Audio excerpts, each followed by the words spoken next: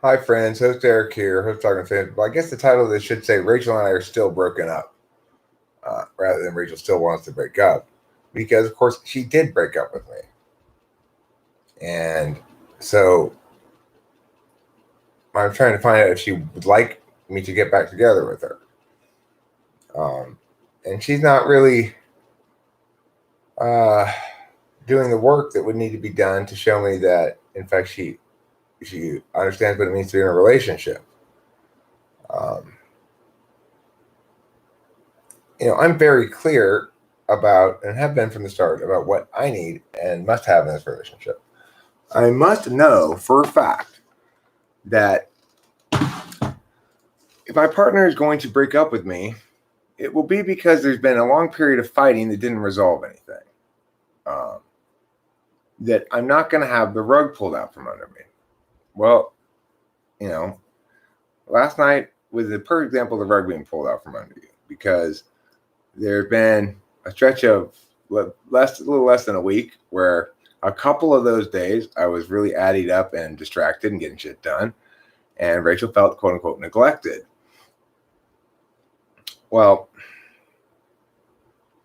we're all going to feel things periodically, but we have to acknowledge that to be a decent human being or a decent partner, that you can't produce in your partner a lot of confidence about the longevity of the relationship and your commitment to it, and then break up and then get back together and break up and get back together and stuff, and have your partner expect to believe that you're actually committed. So I was hopeful when Rachel woke up this morning that I'd get a full sort of shocked horror at what she had done. I'm not getting that, and that's disturbing. But see, Rachel wants her cake and eat it too. It's like, okay, well, if you really want to break up with me, why aren't you packing up? She wants to talk. Well, but you already broke up with me. Before we're going to talk, you need to ask me to get back together with you and convince me I should. Which means you need to explain to me that wasn't representative of anything. Instead, she's indicating to me that it was representative of something. I mean, I won't be in a relationship where one party or the other party is not in the boat with me, where they're always jumping out of the boat and expecting me to go pull them back into the boat. I won't do that again. I just won't. So, for the moment, we're still broken up because Rachel's not adequately asked me to get back together with her yet. She broke up with me for no reason, no matter what her reasons are that she says, even now. Those are reasons to have a conversation with somebody, not reasons to break up with them. She's ignoring all the whole reality of our experience except for the last 4 days, and concluding that it's going to be a problem next month too. And she's attached to the fact that she doesn't know for a fact that problems won't ever arise or something. Too fucking bad. We have to operate in a world where we have incomplete information. Everybody does. And we have to operate in a world where we get not exactly everything we always want. So Rachel has a lot of very particular needs and wants to be comfortable. And she's ignoring, of course, the fact that she doesn't get me or the ideal that I'm falling short of. She gets me or an alternative. So I just went and I explained to her, look, if you really want to break up with me, tell me you think there's a better man out there for you and that I'm holding you back from that person. I will let you go. I have no desire to hold you back. I don't want to be in that relationship at all. If you're feeling that way, that's fine. And it's time for you to go, and I'll be sad and I'll wish you the best. If you're telling me you prefer to live with your brother and your dad in New York, if you're telling me that you've decided you're fundamentally unfit for a relationship and that you're better off by yourself, and that you'll have to figure out your logistics of your housing and stuff, but one way or another, you just don't want to be with anybody. Okay, well, I accept that. But if you're telling me things like, the reason we have to break up is because this problem that you noticed, then you if you were a serious person, you'd work with me to solve the problem, or at least analyze how your interpretation of it might be overblown or out of whack with reality. But instead, what I'm still getting is negation about everything. They're playing yeah, but it's like Rachel's playing yeah, but right now. I say, here's the thing. Yeah, but it's not going to work. Well, here's the thing. Yeah, but it's not going to work. Okay, no, fuck off. There's none of that. We're not playing problem admirer. We're not playing problem clinger. If you want to do that, we're broken up right now. Go ahead and go. I'm not playing that game. You're either a teammate or you're not. That's it. It's very straightforward. We don't need to have a bunch of complicated reasoning or thinking or whatever about this. You're either a teammate or you're not. And yeah, but is the ultimate anti-teammate move. It's saying it doesn't matter what my teammate does to try to help the team. I'm going to make sure it doesn't help the team. And that's not acceptable. That's absolutely not acceptable. People who do not work with me and my words to solve problems are accountability avoidance syndrome people. Now, Rachel is not an accountability avoidance syndrome person at all. She's absolutely not. And I don't mean to suggest in any way, shape, or form that she is. But the outcome is the same. It's that if in fact, for whatever reason, she's not listening to my words and taking advantage of the fact that they will fix things, solve problems, bring the truth to light, and place the falsehoods into shadow, then she's denying the most powerful tool that's ever worked on her or anybody else's behalf, frankly. It's like my words are not to be dismissed lightly if I'm telling you something very clearly and I'm saying this is an objective reality that I'm talking about, and I'm being careful to make sure I'm considering what I'm saying. Then everybody needs to listen to me because I'm correct. And that's all there is to it. It's like, Rachel's thinking her NI is a more meaningful way to calculate things. Her doom and gloom NI at the moment, her NI with her negative FI is a better way to calculate things about a large scale question than whatever it is I'm saying, which is never going to ever be the case. If people are disagreeing with me about something significant, then they need to actually work with me to determine whether they're right or not. I will work with them to determine whether they're right. And if they are, I will embrace that. But if they're working against my words, so if I'm saying, okay, well, how about this thing here? And it's a good idea, and it's a good solution and or relevant facts that's not being considered, and it just gets dismissed, that means you're not working with me, you're working against me. And that will always produce negative results. Working against me will always produce negative results. For two reasons. One, I'm continually affording everybody the trust to assume that they are able to work with me and that I will, of course, always work with them and be abundantly, excessively fair. So that's one reason. But more importantly, I don't say stop, listen to my words unless there is a problem that is being primarily caused by a person's stubborn pigheadedness and or irrationality and or just general wrongness. When I am not interested in being the new sheriff in town. Everybody listen to me, I'm right all the time. No, I'm saying, if I'm saying that to you, if I'm saying stop and listen to my words, it means that what you're doing or saying is not legitimate in some way.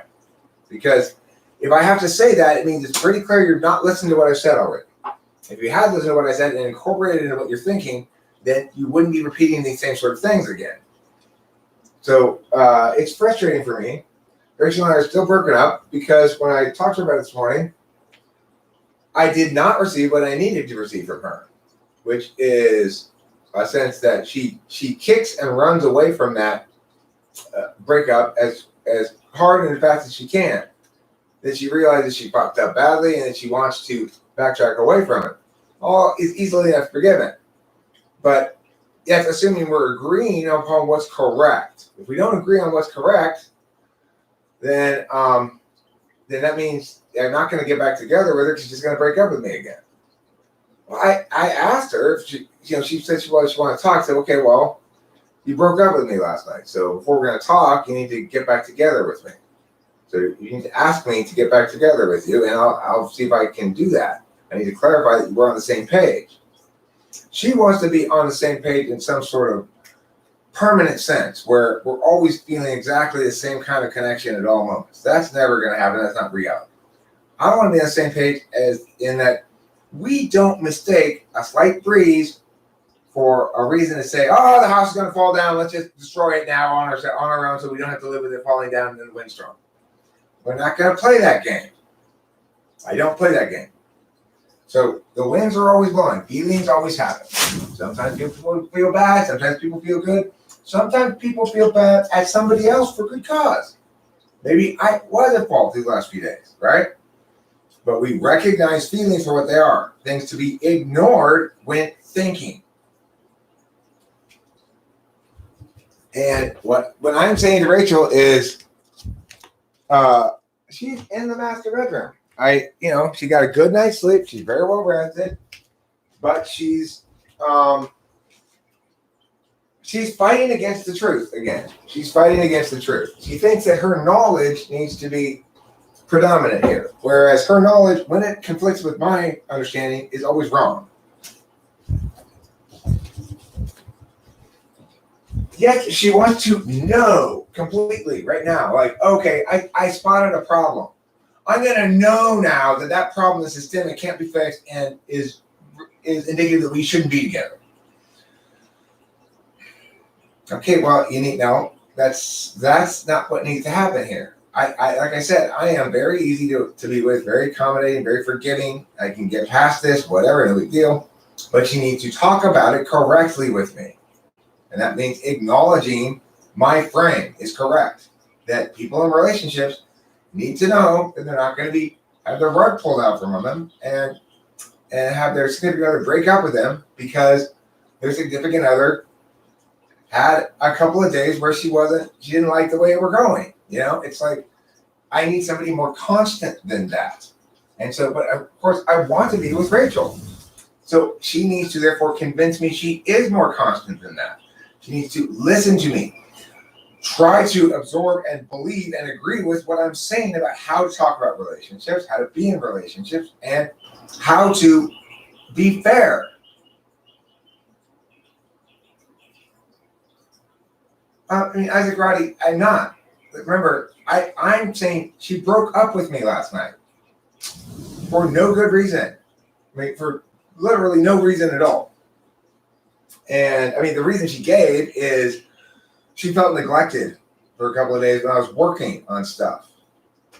But that's, it's like, I'm not turning this into a debate, but this is an issue where there are two clear exclusive camps. One camp says it's abusive to break up with people unless and until that a genuine process of conflict emergence and a lack of reconciliation of that conflict has been undergone. In any given moment, the two most well-suited people in the world for each other might get into a little spat over something. It can be revelatory and learn how we can get along better in the future, or it can be used to destroy the relationship. It's like, depending on the stories you tell. If you tell a story that this thing that annoyed you is a behavior that's deviant from the norm and something that can be addressed and that I might be able to take responsibility for or make some changes about or come to an agreement about, well, then you're on the team. If you're jumping to conclusions about the viability of the team, every time there's a wave hits the ocean, every time the wave hits the boat, you say, this boat's sinking, I'm jumping out, give me a life preserver. I can't have you on my ship. I need somebody who will stay in the fucking boat. She can start a conflict with me. She can have arguments with me. She can complain about the shit if she wants to. But if she's going to leave me on over nothing, then I can't be in that relationship because I need to know that the person I'm with is going to be there tomorrow, not just today. I need to know that if I'm going to make plans, for example, this is a problem with Hawaii. We have plans for her to go to Hawaii. And then, but I said at the time, now look, Rachel, this means we're on the same page about being in this relationship long term. There's no more like something bad happens and all of a sudden now I doubt it. No, you just that little shit is shit you ignore and let go, or you address it within the frame of, hey, we're going to be together forever, so we need to talk about this and address this. And you never address it in the frame of, oh, this might be a problem that destroys the relationship. It makes this relationship fundamentally non-viable. Because if that's the story you tell, you create that reality every time. Every time. Because neither person then can relax and be comfortable. They don't really trust that their partner's a teammate. They know that their partner is inconstant. That if somebody comes up to them and says something that gets in their ear wrong, then they may turn on you. That you may not be important to them after all. See, I thought I was critically important to Rachel. And I've said to her recently, one of the things I love about you, Rachel, is I know how important I am to you. You value me a lot. I provide a lot for you that you weren't able to get from other relationships, namely genuine understanding, correct and proper engagement with you. I don't, I'm not looking to take things you do to bust you, etc. All that kind of stuff.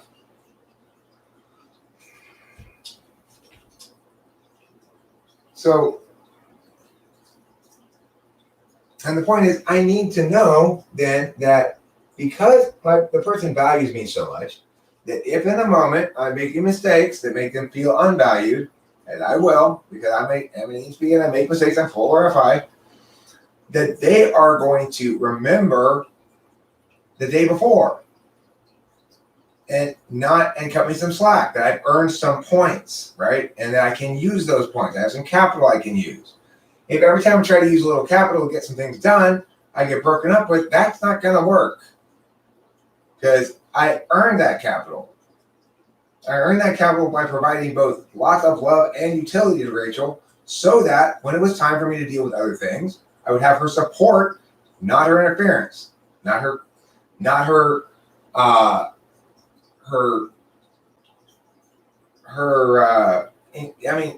incredible level of spoiledness, the incredibly spoiled insistence that she gets everything she wants all the time, no matter what, or I'm not good enough. Yeah, she still wants breakup, which is, we'll put it this way. I asked her that question too, and she said, I guess not, or no, I guess not, or something. Do you want to get back together? I guess. I said, okay, no, we're done with this kind of conversation. Are you asking me to get back together with you? That's the proper frame. You already broke up with me.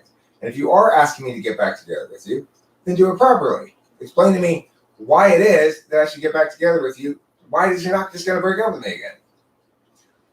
The thing is, I was ready to forgive and forget all mention of this breakup had she responded correctly first thing in the morning. If I had said, so, you remember last night?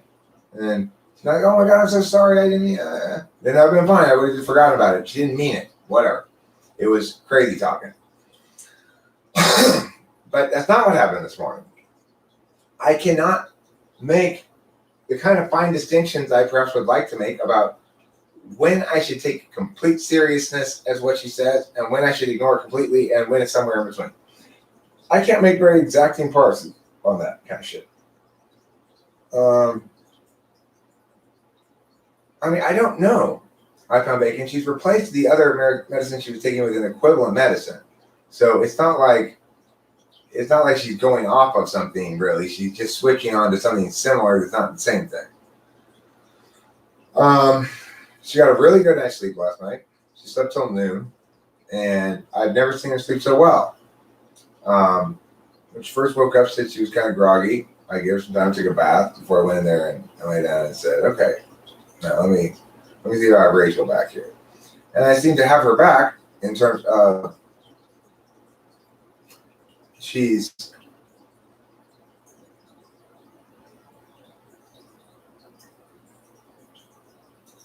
she's cogent. But Isaac Roddy says, I noticed this consistently with NJs that they will sometimes test people's loyalty in some form.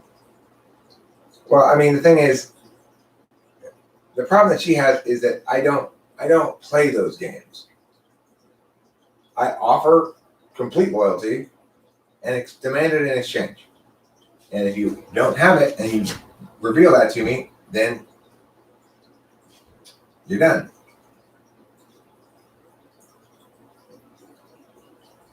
Courage is the commitment to begin without any guarantee of success.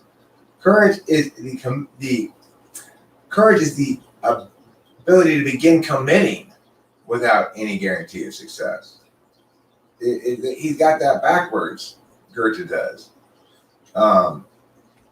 Courage is committing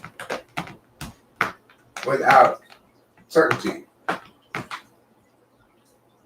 It's absolutely necessary because you respect the other person as an agent enough to know that they require certainty in order to make decisions on things.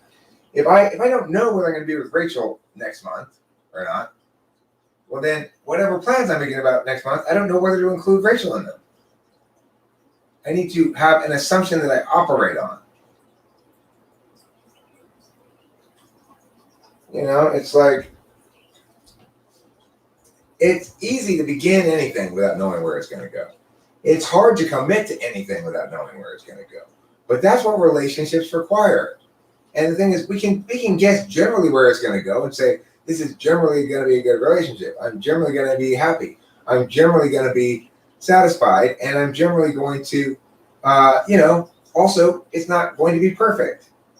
And you make a decision at some point. You go, is this well above the 80-20 rule? In other words, I'm getting a solid 80% good for every 20% bad, plus some for good. You know, maybe 85-15, 90-10 would be good.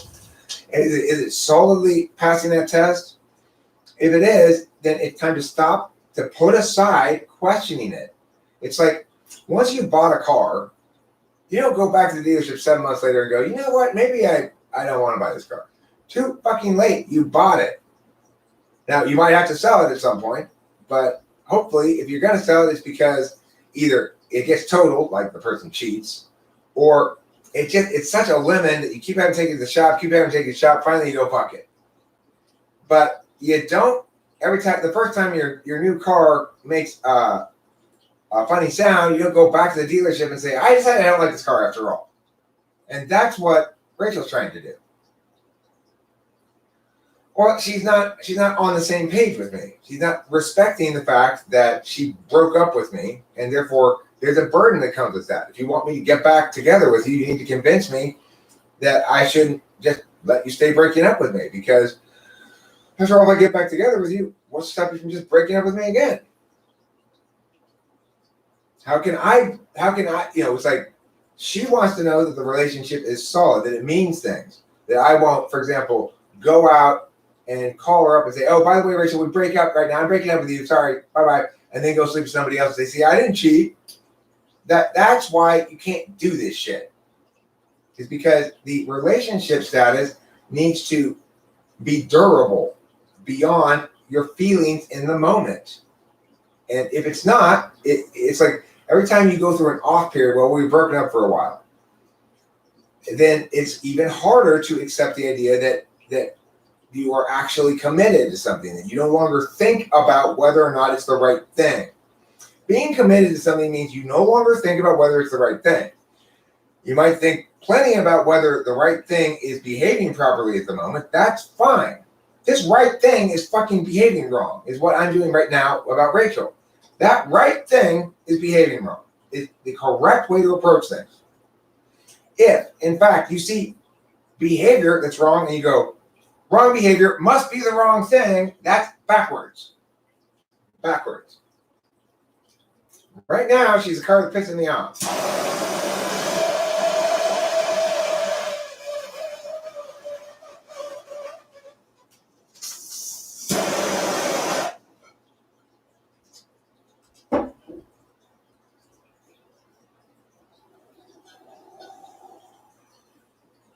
See, Joseph is right sometimes.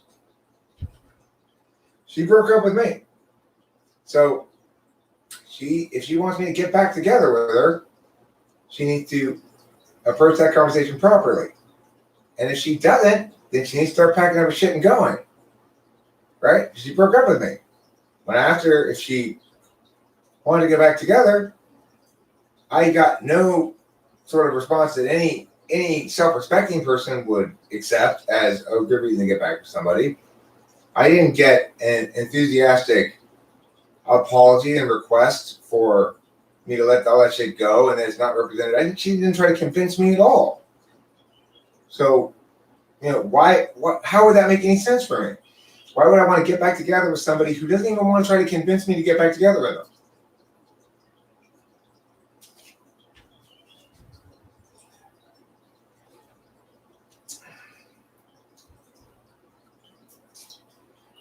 I mean, look, any long-term relationship functions like a marriage.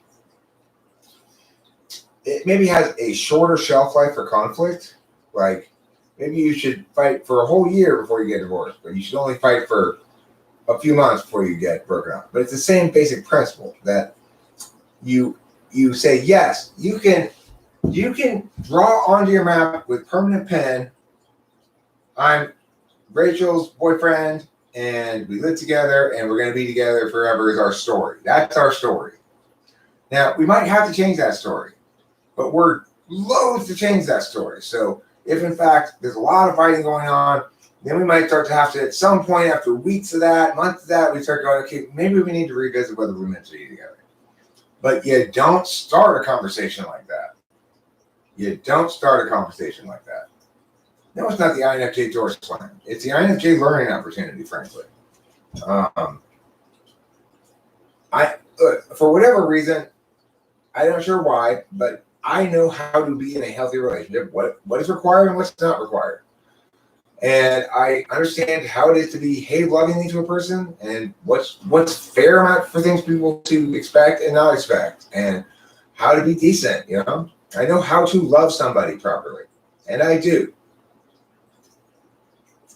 Well, Jay Hurwitz, she can choose that if she wants to choose that. In other words, she may still disagree with me at the end of this whole thing. She may disagree that, in fact, what's required is the commitment to fight it out. That's what's required. And for those fights to persist across time, what's required is the commitment to fight it out. The commitment that says, before I will break up with you, I'll be miserable for a while.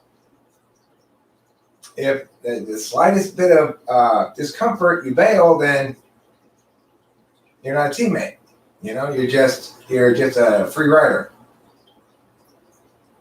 Teammates don't run when the battle comes.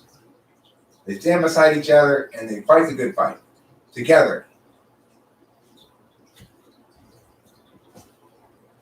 Right. She keeps trying to conclude that bumps in the road are the NI conclusion. Eric and Rachel just aren't going to work long term. We're just not compatible.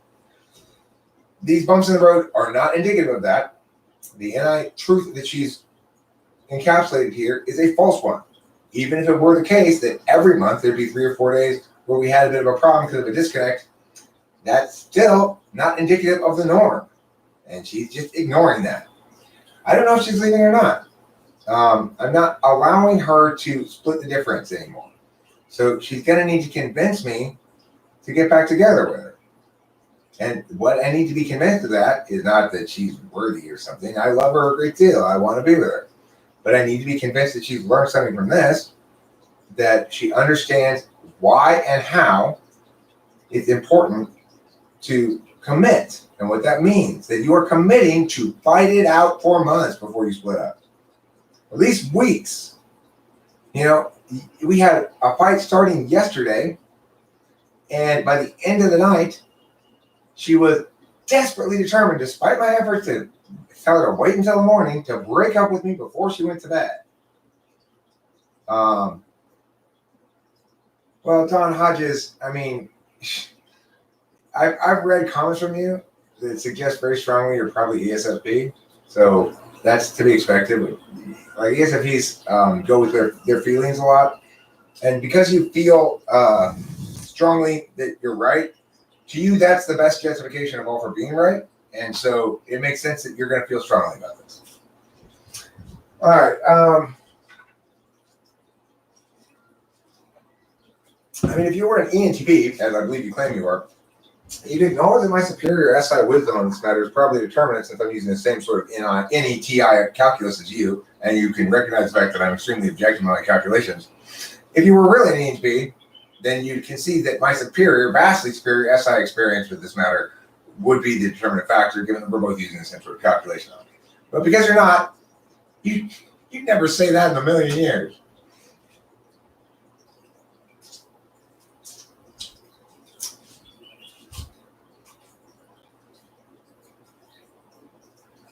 I mean, it's irrelevant. Her type is completely fucking irrelevant, okay? The fact that she's an INFJ is relevant to my explanation as to what's going on, but you can interpret it in a non-cognitive function matter if you want. We don't need to talk about her type to talk about what I'm discussing right now about what's important in a relationship, what's required in a relationship, what it means to be a good partner, and what it means to sort of man up and grow up. Like, okay, you're right. I fucked up, and I'm not going to do that anymore. Just waiting to hear from her. That's simple. Well, this is the thing, Bacon. I'm incompatible with a fear-driven life. And when Rachel succumbs to her fear, and that's exactly what this is, then she makes herself as incompatible with me as she possibly can on purpose. So it's like, when I went and tried to talk to her there, and I started saying things, and she's playing, yeah, but I know then she's not serious about talking. Because a serious person talks, doesn't yeah, but. Yeah, but is you're predetermined that you're not going to accept any answers or solutions, and you're going to find some way in which every answer or solution that's positive isn't going to work so you can cling to your negative truth. That's yeah, buddy. Getting fearful not on purpose, no. Yeah, budding is a purposeful but ill-advised response to fear. If you are afraid that this isn't going to work, and you want me to sell you on the fact that it is, then every time I say, well, of course it's going to work, it's going to be like this. Yeah, but, okay, well, this reason it's going to work. Yeah, but, so in other words, you're not like me. You're not in this. You want this to be customer salesman. I'm selling me, and I'll be very lucky if I can get you. But none of the other direction like that. That's not going to work. Not going to work. Doesn't happen that way.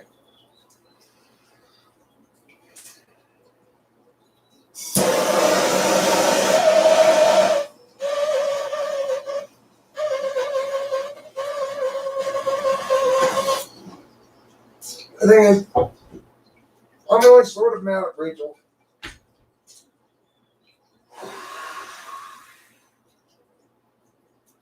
I'm mad at women in general because it's how they are. And it's the story of my fucking life. I talk things out, we're clear, we're on the same page, we agree, yes. And then I can't rely on anybody. I can't rely on anybody's words to be happy and stay happy. No, Rachel, do not, again, for the millionth fucking time, do not tell me what's easier for me or how I will feel without you. Do not use those as your lying ways to get out of saying what you have to say. I just went in there and I told you, you want me to break up with you, then all you need to tell me is I'm holding you back. There's a better man out there for you and you need to go find him. Fine. Don't try to put it on me that you need to break up with me because it's better for me. Don't do that. You can't do that. That's fucking cowardly and stupid. You need to own your decision. Okay, so tell me why. Why is it that you need to break up with me? What is it about me that is unacceptable to you? Is it because there's a better guy out there for you? Is it because you prefer to live with your dad and your brother? What? Okay, I know, but remember, we're not just making a decision, a determination about your emotional state. I know you're not happy. The question is it because of me? Is it because this relationship is bad? Is that why you are not happy right now? And the other relevant question is, so what preferable alternative are you going to pick right now? Because I'm going to need to facilitate that probably. Should I just get you a ticket back to New York right now? Now, how long have you been unhappy, Rachel? A day? 1 day? I mean, remember, all of these words are in exact contradiction to what you told me on Saturday. Exact contradiction for what you told me on Saturday.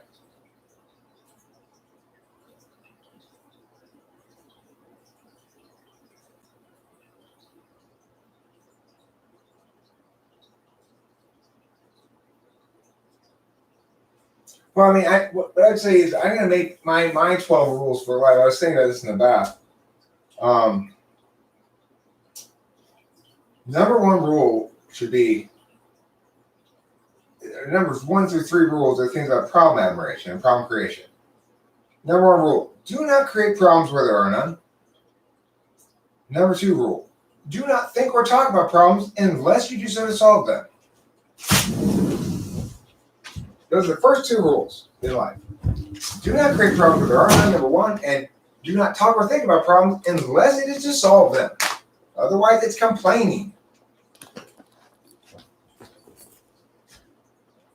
Okay, good. So she thinks that she'd be happier dating someone else. Where did she say that? I don't see it. No, she said it'd be easier for me to date someone else. That's what I'm trying to get her to stop doing. I'm trying to get her to take ownership of her decisions instead of trying to put it on me. No. You think you know I'm going to be happier without you, therefore you're going to break up with me. It's fucking chicken shit bullshit. No, I think that our relationship like fluxes a lot. Like, you know, we have happy periods and then, you know, something will happen and I'm unhappy. That's not our relationship that's in flux, it's you. Yes. Yes, I know. Yes, but so I'm willing to accept that. Why would you want to be with someone again, like that? Rachel, that's not what is relevant here. Well, I made clear my decision and my preference to you many times. I made it abundantly clear. I backed it up many times with words. I've reassured you many times. I made abundantly clear that I choose you, Pikachu. I mean, the thing is, the truth is that you'll find someone else who is exactly the same. Rachel, that's not fucking relevant. Don't try to argue this is in my best interest. You make a real decision. So it might be in my best interest. Okay, then fine. Then make those arguments. So where are you going? Where are you going to get you a plane ticket to New York? I asked my dad. He said for me to wait it out and try to work things out with you. Well, but I mean, again, but you're clear that you're not going to do that. You don't want to do that. That's all you've been saying to me. Well, that's what you're saying to me. You said that to me this morning. You said, no, I don't want to be with you. I don't want to work things out. That's your message to me this morning. So why would you wait here and try to work things out? I don't know. Try to take advice. I guess he asked me to. I mean, that advice is just encouraging you to, is assuming you don't have to make a real decision. But you do. I'm not going to allow you to treat me like a little bitch and have me waiting around to see if Rachel decides I'm good enough for her. All right, so fine.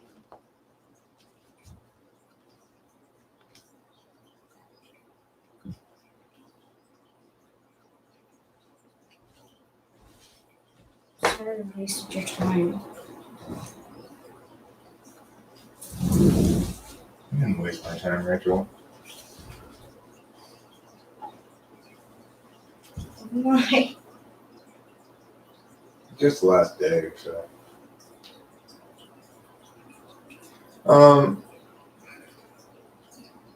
You'd be happier if someone else isn't fair, said I found bacon.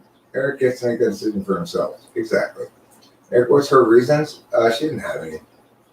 Yeah, that's not very fair. She seems like she's having some big self-esteem problems. Maybe, but there's a solution to that. It's called making a real decision, which I've asked her to do on many occasions in the past. What is it? Huh? What's the real decision? To be with me. Yeah, but I don't like being with you when you're like this. Like, I don't like being with you when you're on Adderall. But then you don't know what a decision means. A decision means if there's something you don't like, because you've decided you're on that team, you don't question the fact that you're on that team. You try to address that thing within the team. Okay. But since you broke up with me, there's nothing to talk about until you requested successfully that I get back together with you.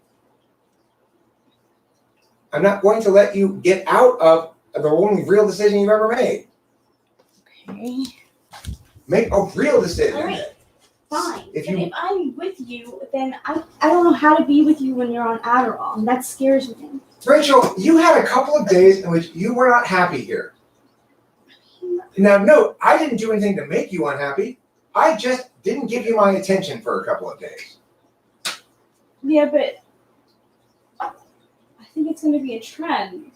Like, I agree with you. I agree with you, Rachel. It will be a trend. As I just told you, at the beginning of every bottle, there's going to be a few days where I really get to actually get work done, and you're going to have to be okay. Just like pretend I'm a long-haul truck driver or something. I know. I agreed and I experienced it, and I didn't like the experience.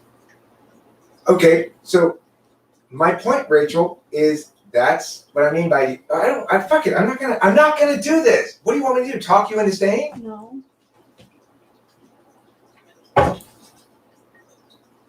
If you wanted to address the question in a way that had solvency, it was useful. It was useful or good. You wouldn't begin with the worst case conclusion and insist that it's true. You're right. How does his attitude change on Adderall? I'm disconnected from her. I'm not talking to her. I'm ignoring her, so to speak. I am neglecting her, is what she said. Well, that's true. When I'm at work, I'm not in my relationship. I'm paying attention to work, obviously. And if she's going to resent that after all the points I build up. You see, I build up points for capital purposes. I take super good care of Rachel, make sure everything's set up. She's good.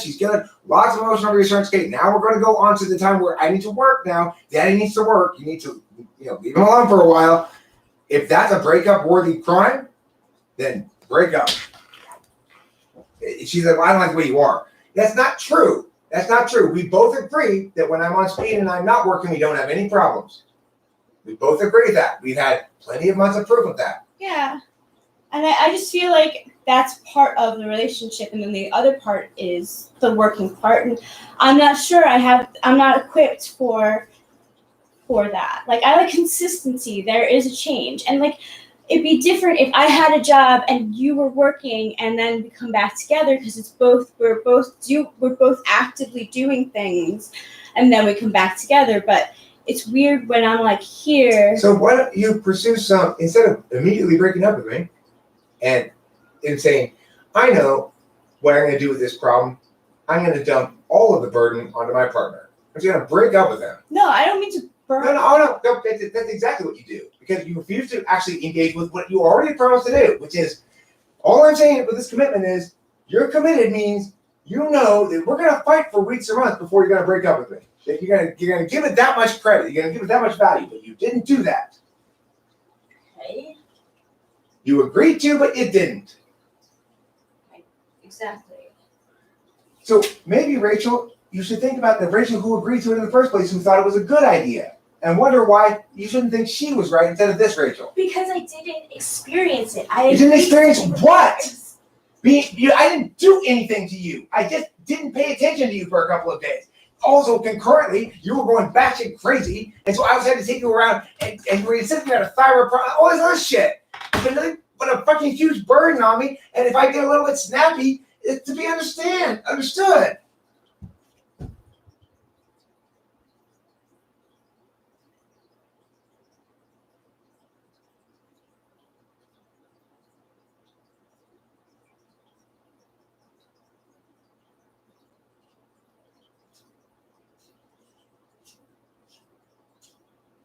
Yes, it was.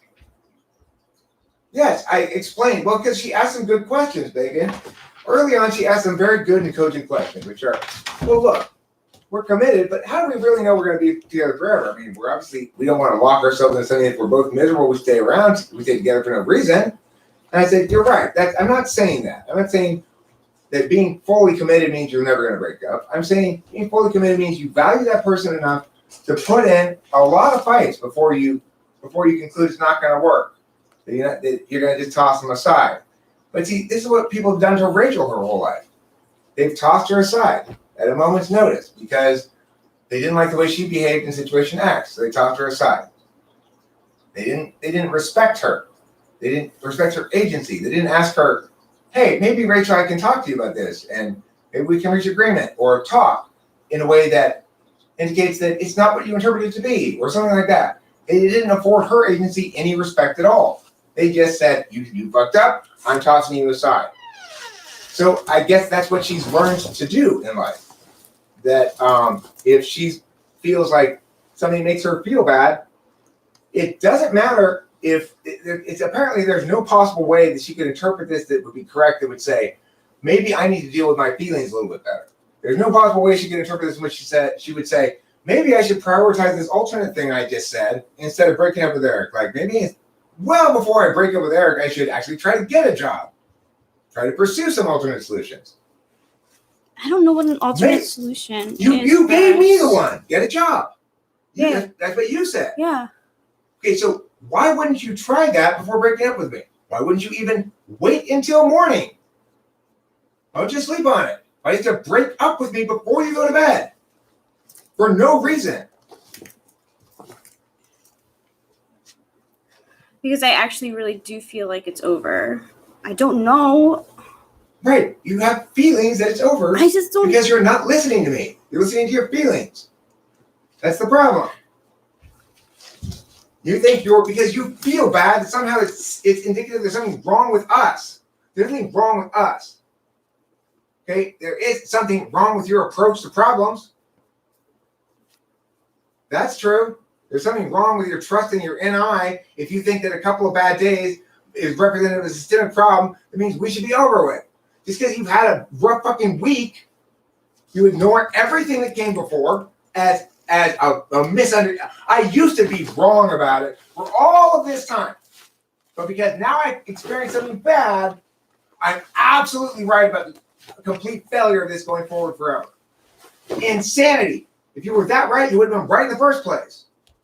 You wouldn't now go, oh, I was totally wrong this whole time.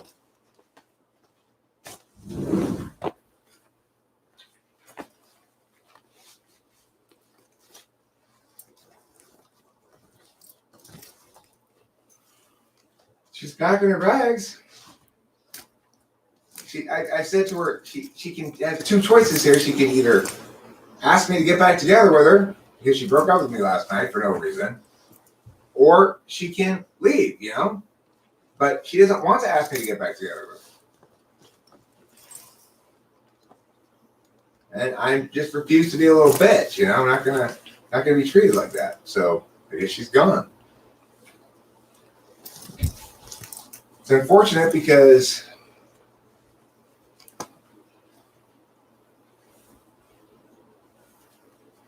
if she were to wait for the medication to settle in and maybe she'd feel differently. Maybe she wouldn't, though. I don't know. That's the point. She's convinced she wouldn't. So I messaged Dr. Ingram's telling him that I needed the whole Klonopin last night, and that I asked if we could increase the dosage of the Zyprexa because I don't want to be taking Klonopin I don't want you taking it either. I was surprised though you didn't wake up rested, questioning the legitimacy of what you've done last night. No. Everything I said last night was absolutely legit. It's all the actual feelings that I've been feeling. I don't know. I've never doubted those are your feelings, Rachel. I'm saying questioning the conclusions you drew off of your feelings. I mean, I'm not happy, it's no, I know it's you not weren't fun. Happy yesterday. It's not fun going from having someone change, having someone act a certain way and then change. But don't misrepresent. Remember, it doesn't matter. No, but don't. I can't. It does matter. Don't misrepresent. Okay. You weren't happy yesterday. Okay. You were thrilled the day before. But even I don't know about thrilled, y'all. You were extremely happy. Saying Your words were clear, Rachel. Forever. I love you so much. You're so wonderful. We're so compatible. Those were your words on Saturday. By the end of the day, Sunday, those words were all lies. So don't tell me you know when if you knew, then what you said Saturday would still be true.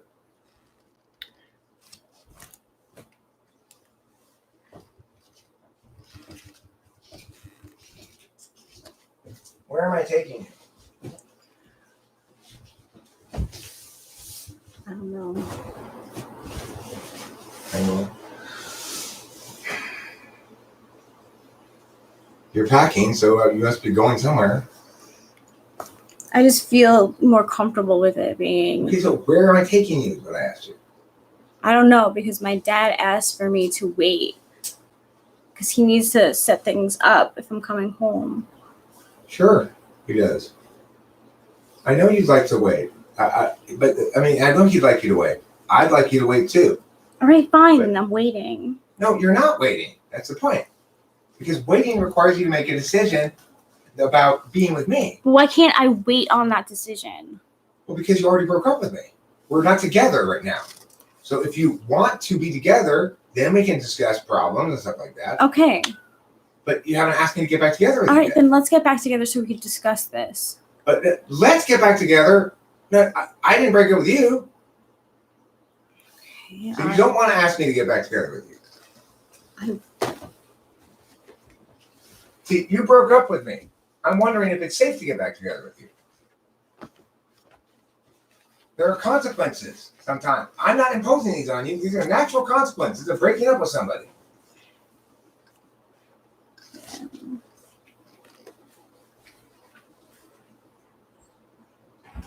One day, after you quite convincingly told them they'd be together forever and you love them so much, as you always do. Yeah. I gotta find my cigarettes. I don't know where they are.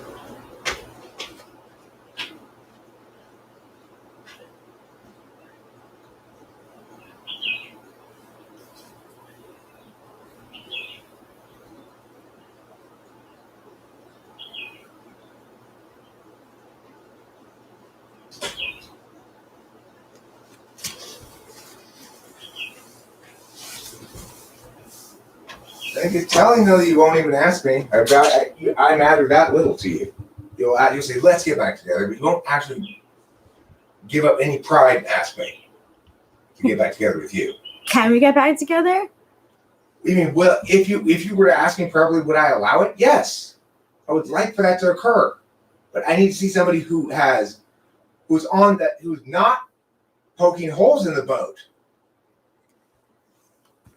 Okay. And that's exactly what you did. I kept saying, go to bed, don't do this before you go to sleep. But you had to. What's the difference? If you didn't actually break up with me last night, this conversation would be going very differently this morning. Words matter. So do actions. What actions are you talking about? Remember, I haven't done anything, Rachel. I just don't. I have very little faith that things will I'm change. not asking you to have faith. We're not talking. Remember, you're talking as though we're together and you're not sure if we should stay together. Okay, you broke up with me. We're not at that stage anymore. Okay, so then I have nothing to say. Okay, then. Fine. You don't want to ask me to get back together with you. Nope. Okay, well, that's telling, right? See, when the ball's in your court, and then you have to make a real decision. I said I can. No, you said can we? I said, yes, if you were to ask me properly, we could get back together. Do you want to? That's not, you'll get to know that. See, now you get to be in the other shoes. Now you get to be in the shoes you put me in, right? This is the shoes you put me in. Okay, so. It's the shoes you chose to make me wear. Okay.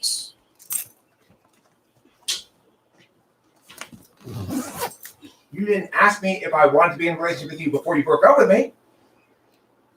Did you? Yes. Of course, I tell you that constantly. I've never told you anything but that. True or false? True. But I always think that, you get into relationships and everyone's like your soulmate and everyone, you want a lifetime. You do not get to say what I want. I don't know. You don't get to decide for me what I want. Sorry. You decide for you what you want, and you keep trying to avoid doing that. Okay, what I want is to not be in this relationship. I just don't know where to go from here. Hotel, Airbnb, I don't know. You tell me.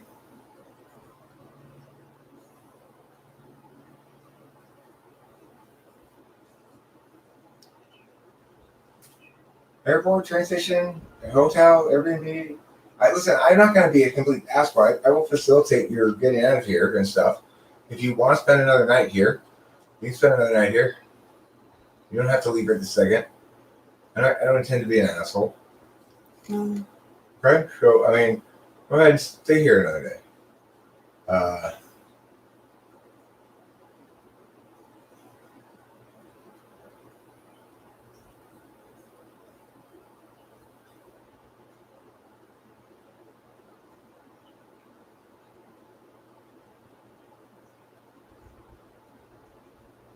Yeah, bacon's right. Yeah, but that's not how I actually feel. I know, and that's what I'm saying. I need to know I'm with somebody who can tell when her momentary feelings are not the thing that should be listened to. You'll find someone else. I mean, easily.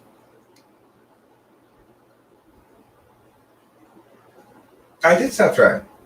I get that. I'm not playing that game where, see, she wants to position it so that I'm chasing her. I'm chasing after her. I'm trying to convince her to stay. Blah blah blah blah. I'm done. I don't do that in relationships anymore. I'm done with that. I've learned over the years that the most significant thing you can do for a person is to make them make a real decision. Because a lot of people have their biggest trouble in life. They don't make real decisions. Like, I'm sure Rachel doesn't feel like she made a real decision here because she impulsively broke up with me last night. We didn't get a chance to talk it out. And now she's stuck with having to make a real decision because she acted before she was ready to act. I don't deserve to be in a sad situation.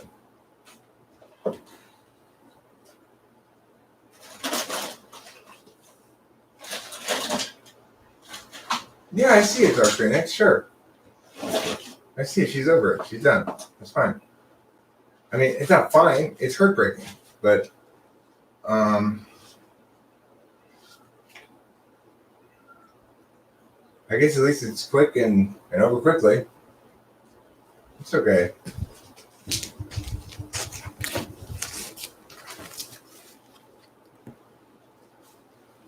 Yeah, it is what I need to hear. Yeah, I agree with you. It probably isn't true. That's probably why she's not saying it, you know? What? What Bacon said before. What? That I'm sorry? Well, I mean, I need to hear more than you're sorry. I need to hear,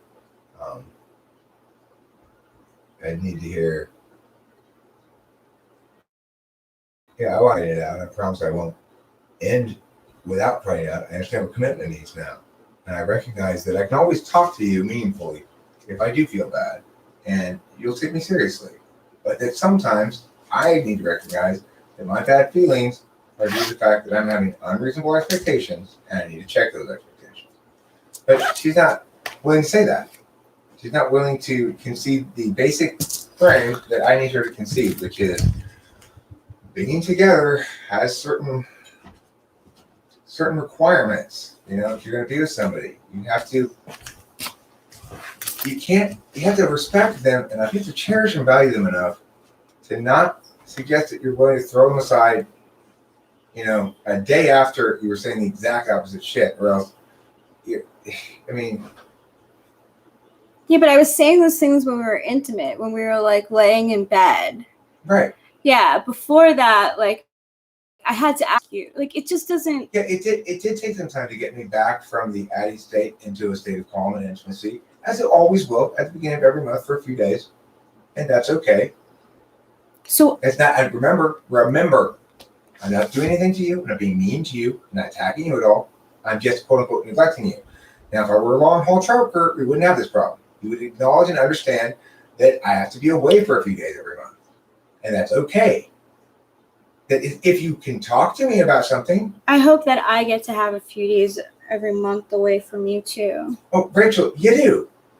You've had them. Same time I've been away, you've been away. Don't. No, you're right. I definitely just am not happy. I know you're not happy, and you're going to allow that to blind you to the picture of life that doesn't include right now. I get that, and then you're going to break up with me, and that's going to be it. And you're going to be gone, and there's nothing I can do about it. I can't. Yeah, I can't forsake my own fundamental dignity and well-being in order to preserve this relationship. Which means you have to be fighting for it too. It can't just be me. Since you don't like me, you don't think I'm worthy or whatever, and you refuse to fight for the relationship, then I can't expect me to fight for it, right? You just don't value me very much. I value you a great deal. I proved that time and time again. And then you threw me away because you didn't like how I acted one day. Come on. I mean, a couple of days. But look, remember also, those same days you were spiraling and you were getting less and less pleasant to be around. That's true too, but there's no accountability here. No acknowledgement that maybe that played a role in this. Definitely did. Okay, so why are you breaking up with me then? Why not fix your own problem and see if it's still a problem? Well, maybe I'm thinking I could only fix my problem when I'm not in a relationship, because then I bring the person that I'm with into it. It's not fun. Why don't you think this? Hey, I just started new drugs. Let's see if these work. Instead of, I know, I'll break up with Eric. How do we know we're not prolonging something? Rachel, we are. It's called our relationship if we stay together. And if you say, yeah, but how do we know it's not going to get worse and worse over time? We don't. But we love each other enough that we're willing to put up with that before we break up with each other. Fine. Now, we're not together. You still haven't done what you need to do if you want to convince me to be with you. So, okay, let's go through this trial period. I just don't see you're ignoring me again. You're not ignoring you're not listening to what I need from you at all. What do you need from me? I want to be in a relationship with you. Is that what you want to hear?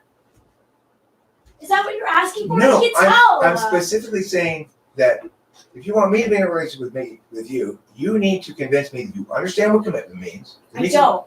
I give you a very specific definition. It means you are willing to fight it out for weeks or maybe even more than a month before you throw somebody aside. Fine. You agreed to this before. Because you did it to me, so I will do it for you.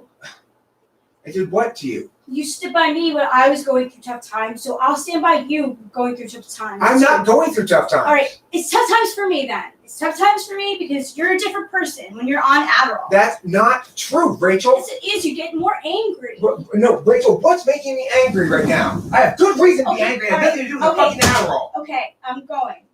I don't want you to go. Fine. Just need to not be here. Okay, then go back in the bedroom. Oh, I want to go. I'm going to take a walk, and I'm going to decide what I want to do. I have nowhere to go here. I'm going to go to the fucking wall. I feel trapped. It's like I can't go home. I can't stay here. But why can't you stay here? There's only one reason. Why? Because I don't want to. No. You answer my fucking question. Why can't you stay here? There's one reason. I'm not happy. No, that's not the reason. You could stay here a day or two. You could take your time to transition if you just weren't happy. Why can't you stay here? Because what did you do? Break up with you. Correct. You're saying, we're done. I don't want you anymore. Okay, then see you later. Right? So why is it that you're in a pinch right now? Is it because you don't have anywhere to go? Blah, blah, blah? It's because instead of approaching me and us having a reasonable conversation about something, which could have included, if you were going to break up with me, but you approach it with me by being fair, waiting until the morning to talk about it. Like I told you many times last night. We did. Oh, I broke up with before you did that. Okay. You broke up. You insisted on breaking up with me before you went to bed. I did. Despite me telling you that was a dumb thing to do. Why? Because I didn't get sleep. I don't know.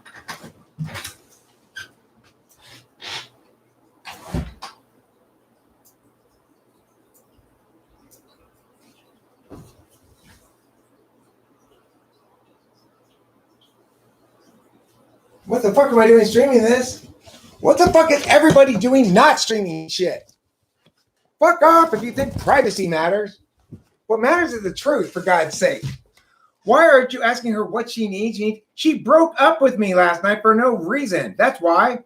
If she wants me to ask her what she needs to ask me first if I want to get back together with her. Right? We're not together. She broke up with me arbitrarily for no reason. Now, I want to have this conversation with her, sure. But she needs to understand what it means to do that. She's not, it's like, I am not trying to be an asswipe. I'm trying to have things be fundamentally fair. I'd be happy to talk about things. But, it's like, if she wants to talk to me as though we were together, she needs to ask me to get back together with her. 35. She broke up with me. Horse Bumbler says, you terrified him, Rachel. You made him sad and angry by breaking things hastily and unnecessarily. He'll take you back in a heartbeat, as she well knows, but you have to say you're sorry and ask him to. Right. If she's not ready to make progress in terms of understanding what it means to make a decision, understanding what it means to respect the other person in the relationship, because I'm not her wait around for Rachel guy who she can break up with and come back to, break up with. And no, that's not me. Fine, I'm sorry. Can we get back together so we can talk about it? Will I feel confident you're not just going to break up with me in a moment's notice again? I don't know. Well, I can't guarantee that we won't break up ever. But see, remember, I've already agreed to this. We came to an agreement before where we both agreed, of course we can't promise that, but we can promise that we'll fight for months or weeks before we break up with somebody. So that would be oh, that's right. You already agreed to that and didn't follow through on it. Are you going to follow through on it this time? I'd like to. No, I will believe you if you tell me you will. If you say, I fucked up badly here, and I will not fuck up in that fashion again. I am committed. I know I won't because I've decided not to. I will believe you.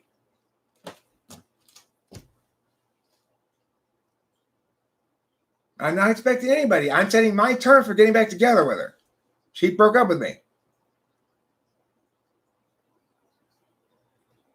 I'm not bullying her with TI. I have needs too. My need is to know that my partner is not going to abruptly leave me. Perfectly reasonable. No one can promise you that, though. No one. So you're not willing to commit to me such that you're willing to fight it out for a couple weeks before you leave? Sure, I'm willing to fight it out for a couple of weeks, but you can never. That's the thing.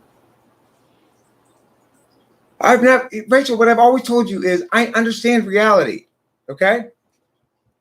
I understand that we're not going to be together forever, right? Maybe we won't. That's possible.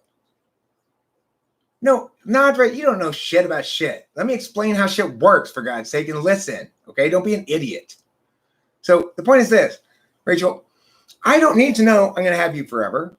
I need to know that I'm not going to have the rug pulled out from under me, as anybody in a relationship does. It's fine for a relationship to break down over a certain amount of time. It shouldn't stretch forever. We shouldn't fight for a year before breaking up because that's too long. That's enduring too much suffering. But if we can't endure even the slightest bump in the road without you pitching me out of the car, then that's not an acceptable relationship to be in because I have no constancy. I can't make any assumptions. You're going to be here next month and the month after that. I can't make any plans with us together. I can't know if you're going to be here, So in that sense, I absolutely need to know that you're committed enough. Hold on. We got a package. Yeah, hi.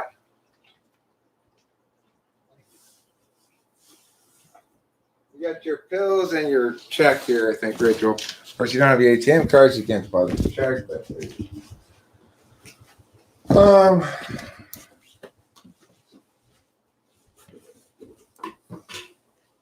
I said it's okay to not know what.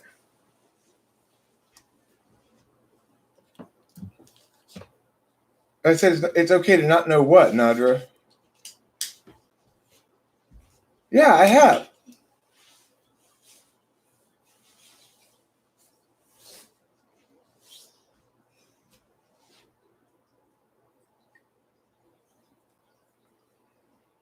Right. You don't have to know a relationship is going to work to know you're sold on enough to commit to it. You know what that means? Yeah, but I don't want it to be something that doesn't last. Like I can't be with someone if it's. Okay. Well, I don't see a future. Okay, but Rachel, again, you need to understand that your knowledge is not always right. The fact that you know at the moment, because your feelings are at the moment negative, that we don't have a future together, is a good reason to doubt the veracity of your knowledge in this instance. It's not a reason to think that I must be wrong. You're right. In general, it's fine to say to me, Eric, you're right. And I am not approaching this with enough respect for you at all. You know, it's like,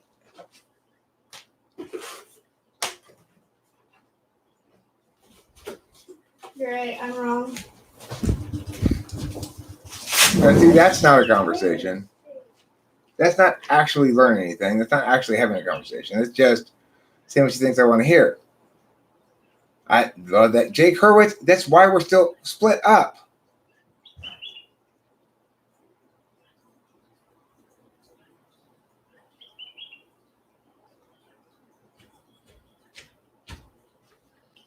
Jake Hurwitz, we're broken up.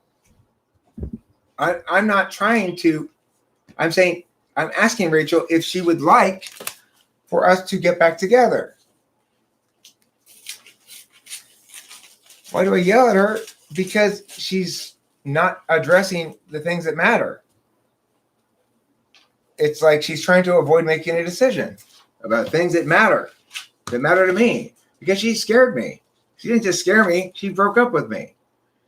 She demonstrated to me how little I matter to her, how unimportant I am to her, how little she values me, because she's willing to throw me away after just a few days of bad feelings. And those bad feelings she's already acknowledged have as much to do with her spiraling out as me being on Adderall. No, I addressed what she said about Adderall. I acknowledged that I was detached. No, there's never been an occasion here where she's accused me of doing anything bad.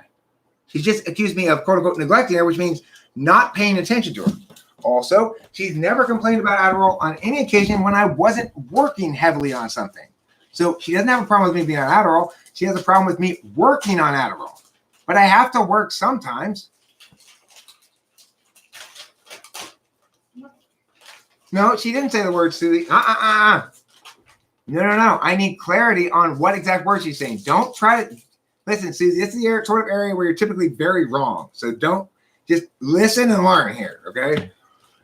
There's something I need Rachel to say that is meaningful, which is that she understands what it means that to commit to the reason she's committing, for example, to fight it out for a long period of time is because she understands my inherent value to her, that she loves me. She sees me as something that's precious. And so even if there's a few moments where she doesn't see me that way, she's not going to be swayed by those moments to break up with me on the fly. That she's going to actually remember the big picture and understand that I'm very valuable to her and she loves me a great deal. And that just because right now she doesn't feel that way doesn't mean it's a new reality that replaces the old one completely. And now she was wrong for him right now. No, it means she's the times when if she's only right, if she only feels this way 5% of the time, and she feels the other way the other 95% of the time, then she should ignore these ones because they're misleading her. I need agreement about that. What I feel is that I'm not comfortable when you are on Adderall because it does make you more aggressive. So I feel attacked, and then I fight with you back. Okay, Rachel, our conflict always comes from the same place. You are spiraling into negativity, which is what happened this time too. Okay, so let's definitely just keep on breaking up because I think fundamentally we're just different. I can talk to you about the Adderall thing, but we need to talk about it correctly. I don't get aggressive or negative. I get distracted. Okay, that's true.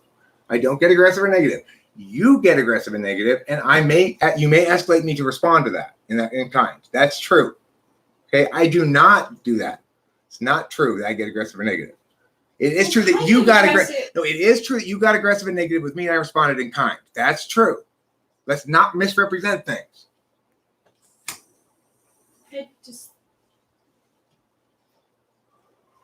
Because you didn't trust me enough to talk to me fairly. That's the thing. You never trusted me enough to talk to me fairly about it, so you freaked out. You can always talk to me fairly about anything. If you're fair, I'm fair. Okay. I'm not sure. Like, you're. I think compatibility-wise, like your personality is so much stronger than mine, and I feel like I lose all the time. Like there's no winning situation. I just don't think we're good for each other. Well, the thing is, we don't. One of the reasons I know we're good for each other is because it's true. When it's adversarial between us, when you compel it to be adversarial, even though I'm always opposed to being adversarial, then I end up winning because, unfortunately, you're doing the wrong thing by making it adversarial. But that's the minority of the time between us that's adversarial. When you're not making it adversarial unnecessarily just to be difficult, then it's fine. I don't need to be adversarial. It's like I can't bring stuff up. Don't just forget it, okay? Rachel, you can absolutely bring that stuff up when we are together. In a reasonable way, we can have a reasonable conversation. Remember, you broke up with me. So you created a situation where first you need to get me to get back together with you. Then we can talk about it. Once I'm in the boat, I'm all in. Remember, I have 2 states, all in and all out. You threw me out of the boat last night. You didn't just get out of the boat yourself and swim away. You threw me out of the boat. So if you want to convince me to get back in the boat, I need to be sold that we're on the same page as to why it is important that why I'm right, basically. That you understand that I am right about what it means to be impulsive like that in terms of breaking up with somebody. But I am impulsive. Well, but that's look. You're giving me reasons why you shouldn't say yes. You are right, and that's the only thing that matters here. And if you're playing but don't, right. Rachel, because right. Hey, Rachel, no. I'm right. That's true, but that doesn't matter. That's the important thing. I don't need me to be right. I'm already right. I need you to be right. That means you need to agree with me.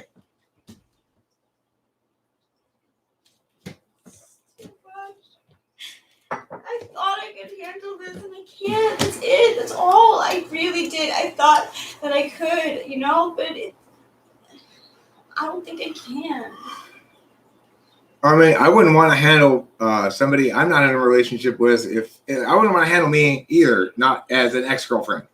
Ex-girlfriends are going to not have an easy time with me because I'm not going to put up with any bullshit. Normally, I'm incredibly generous and kind and accommodating to you and go out of my way to be extra fair, not yell, not anything, that sort of stuff, right? But remember, you broke up with me last night, so you're my ex-girlfriend, so you don't get afforded those extra treats. You're right. And you're not serious when you ask me to get back together with you. No. So that's why I'm not saying yes. It's fine. If you want to be serious and ask me to get back together with you, I will take it seriously. When you ask me seriously, I'll take it seriously. You're not asking me seriously. You don't think you should have to do that. At least you have friends. Huh? At least you have friends. I'm going to go.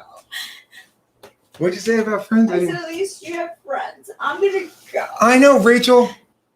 I'm here for you. But you seem to think that it's okay for me to be all the way here for you all the time, no matter what, without any question, and for you not to afford me the same courtesy. I am a human being too. You can't just toss me out the door. It's in the trash can because you feel bad one day. Yeah, but it doesn't mean that it was one day. Rachel. It could have been the straw that broke the camel's back. But it wasn't. How do you know? Because I have all of your words from before. But I have words in my head that I don't say to you. Okay. Because I'm not comfortable. But you do tell me frequently that you may not always tell me the whole truth, but what you say is true.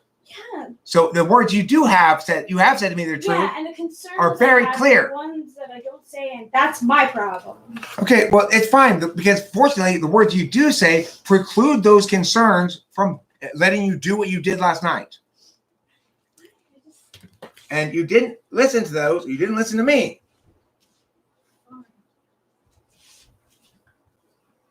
Rachel, Eric is not going to let you fall through the floor. Yeah, he will. I will not let you fall through. You. What does that mean anyway? Actually, I'm not sure if I agree with that or not. What does it mean to say? I think you would leave me behind. No, You are trying to leave me. Okay. It's like, you think I would leave you behind? There's absolutely no fucking shred of reason I've ever given you to think that. Why do you want to be with me? Rachel, that's not the relevant question. Okay. All right. So then this makes no sense. Like, No, I have told you, listen, I have told you on a million occasions why I want to be with you. I've explained to you on millions of occasions. I've explained to you how much I want to be with you. I've explained to you how much I love you. I'm not abusing them. I need her to agree with me. Okay, no, that was not real. Listen, I'm waiting for the real thing. I'm not going to buy bullshit. I need her to really understand that she hurt me. I do. And that the thing is, but here's the key thing, Rachel. Not just that breaking up with me hurt me, but that it hurt me because it shows how little you value me. And because you do value me a lot more than that, say, at least I have friends. You have a friend in me. But being friends means being a friend. You demonstrated to me that I am trash. In a moment's notice, if you don't like how I behave, even if I do nothing to you, except not pay attention to you. I know, but you're so dominant in this relationship that I'm not comfortable with that. Like, I like... That would be fine to talk about. Yeah. If we're in a relationship, we can talk about any of those sort of things. But being in a relationship begins with the basic fact and foundational understanding that when we talk about things that are problems, we talk about them as though they were deviances from the norm, not as though they represented a new norm. So in other words, if you're unhappy these 2 days, we do not talk about it as it being indicative of a new reality that suddenly renders the relationship as a whole invalid. We talk about it as something that needs to be addressed. I don't want to be here. I don't like it. I don't like it. I know. The point is, you need to be in a relationship to talk things out. That's why we're having it out like this right now. If I'm in a relationship with her, I will be a lot gentler. But I'm not getting back together with her. I can't be convinced that she's not going to break up with me again in a moment's notice. I'm not her little bitch. Yeah, but I'm yours. No, you're not. I feel like that. But Rachel. I don't feel like myself. Okay, but Rachel, please listen to me. But please listen. Answer this question. What do I ever do to you to treat you like a bitch? I serve you all the time. You don't serve me. Yeah, but you're more of a dominant personality, and I don't like it. I don't. Whenever you express your needs or wants or concerns, I'm responsive to those. I know, but I don't think I can last. What am I doing that's causing you discomfort at all?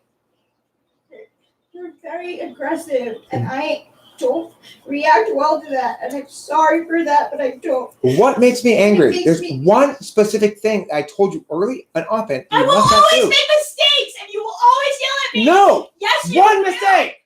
There's one mistake I told you from the very beginning you may not make. One. I need to go. One mistake you may not make. You may not call into question the viability of the relationship. Why not? Because that's emotionally abusive. Who doesn't question their relationship from time to time? Listen, I need to know whether I should operate regarding my thing about June. Well, you know what? You're never gonna get that with me. So you're always gonna be here, maybe? Yeah, I'm always gonna be like questioning whether it's people question their relationships all the time. Well, sure, but they don't tell their partner, I don't think we should be together all the time. Well, I don't have anyone else to talk to about it. Okay, but Rachel, you can talk to me about problems without challenging the fundamental okayness of the relationship, without doing it in a way that makes me feel like trash. I just think that I would like to be with someone who is less of a dominant personality than mine. That's it. Okay, fine. You win. You're free to go. Take your time. Take a couple of days. No. She now it's over. She's made it clear she doesn't want to be. No, I want the truth. Okay, Doubt. I want the truth, and this is what I got here. If she really believes that she's gonna be happy with a different guy, I don't want to hold her back, and that's what I needed her to tell me. No, I don't doubt. You're wrong. You're wrong. I just took the right approach because the truth came out. You know.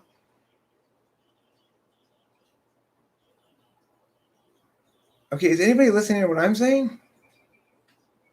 Rachel just said, in no uncertain terms, that she wants to be with somebody else, a different kind of person.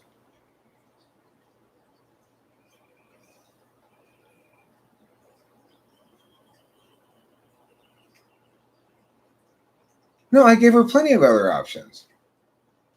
A lot of other options, Doubt.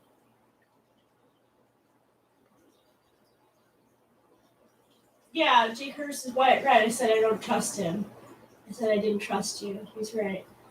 Oh, well, I mean, you said all kinds of crazy shit from day one. And then you retracted the next day. Right, so like I don't understand why they didn't even want to be with me. Like this Again, is that's not what we're talking about. It is easy. It hasn't been since the coinciding things of your meds stopping working and me going on Adderall. Since that moment, we've had difficulties. It's been about 5 days. Keep in mind, we've been together for 7 months. Of those 7 months, I would say a full 6 of them have been bliss. We also were not together for some. At most, a month of total time has been unhappy with you. At most, and less, I would say. I would say more like about 6.5 months have been great, and about 2 weeks have been bad. But the thing is that for a lot of the time we were long distance.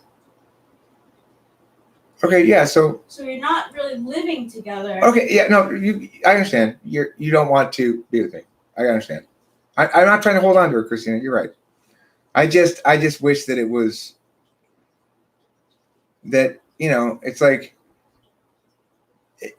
if he's going to explain things like, oh, well, whatever, fine. She wants out, she wants out. I have told her from the very get-go, look, I do not want to ever hold you back. If you don't want to be in this relationship, I don't want you in this relationship. I need to be, I said from the very beginning, I need to be with somebody who knows they want to be with me. And in fact, just the other day, Saturday, I said, one of the things I love about you, Rachel, is that you have a set of needs that I am uniquely able to fill. She needs someone to speak on her behalf for various things. She needs somebody who can understand that she can act out and be forgiven and brought back into the fold, and that I'm not looking for a reason to throw her away, right? It's like the only thing that can really throw a wrench in this is if she throws me away. And if she can just avoid doing that, that's fine. But she didn't avoid that last night, despite my entreaties that she do so. She actually broke up with me. And so now that's fair. I'm not convinced yet. I need her to understand, like, I need to see from her what women often want to see. I need to see her chasing me, selling me on her, not selling me against her, which is what she keeps trying to do.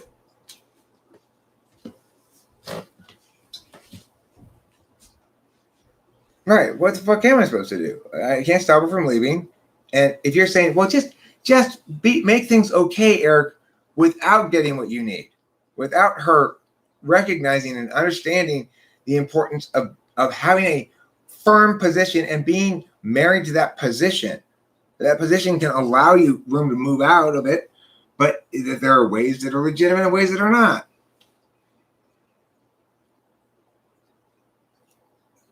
I mean, the thing is, Octavia Silva, it may have been my own behavior that contributed to this somewhat, okay? So I acknowledge that when I took the Adderall and began working on some things, I was out here occupied on those work projects for a long period of time. In a normal relationship, I would make a point of, as I did in this one, of doing that when my partner's asleep, so I can minimize the amount of time that I'm fully distracted. Unfortunately, Rachel didn't sleep any of those times. In fact, I slept more than she did in those 4 days. And so I wasn't able to utilize what should be a normal approach that's successful that I've used in relationships in the past. I'm aware of the strain on my partner when I'm working. I'm aware that girls need a lot of, it's very simple. You can trust me. I've said this to her a million times. You can trust me. I have listened to what everyone said here. I know I steamrolled her. I accept that. But why? Because I need to know some things too. I need to be actually convinced. I have done a lot of work to convince Rachel that I am serious. I'm all in. I'm unwavering. I know what it means to be committed. She can trust me. The reason why she's having this experience where she's wondering whether she wants to be in it or not, blah, blah, blah, is because she's in such a safe place that she can allow herself to do that. She knows I did address it, Doubt. I addressed it multiple times now. I said, she's been with me for 7 months. For most of that time, I've been kind of on work hiatus. I haven't been hardcore working. She never had a problem with the Adderall for all of this time until it also coincided with work, me working on something, and also coincided with her medication stopped working and a change of medication. So no, that's not definitive. Am I being aggressive or angry right now? Well, sure, because she broke up with me and I need to know that she's hearing me and will learn something and move forward if we're on the same page. Then give her a chance and help her through it. Guide her, man up. I'd be happy to. But I don't think she wants that. When I ask her, she makes clear she doesn't want that.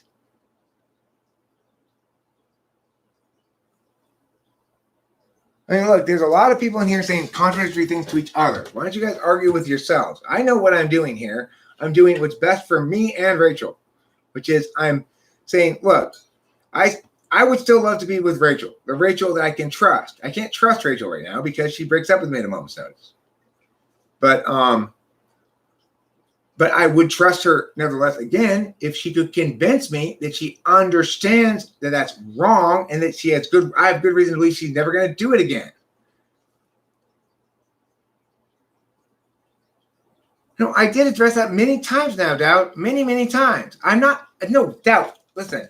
My level of agitation is not the problem here. I'm not unnecessarily agitated. I'm being perfectly cogent. The fact that you think the problem is that I'm agitated indicates that you're not being very objective about recognizing how I'm behaving, for one thing. And I absolutely did properly address it. The thing is, I am like this no matter what I'm on or not on when I am faced with straightforward wrongness and stubborn refusal to acknowledge and work with me. Yelling does not need to. Listen, it may be the case that yelling and being angry doesn't help to achieve mutual understanding. That's true. But again, everybody's focusing on what I'm doing that is imperfect. Remember, I did nothing to cause her to do this. I neglected her. It's what I didn't do, quote unquote. Yeah, but the worry is that I'm afraid that's going to be the trend, that I'll be with you, neglected for a week, with you, neglected for a week. So, but Rachel, what I'm saying is you're correct that you'll be with me, and then I'll have to work some. You can't. I do have to work some, like everybody does. Workaholic, though. No, it's not. You said 3 weeks of together with you and 1 week of work. How is that workaholic? You're right. You're always right. No, but do you understand why that's frustrating to me? She's saying that I'm a workaholic because I've worked for the last 4 days on stuff. No, neglecting the people you're around. Then talk to me about it. What you do is you say, I witnessed something I don't like about you. You made a mistake. So you are garbage and I'm throwing you out the trash.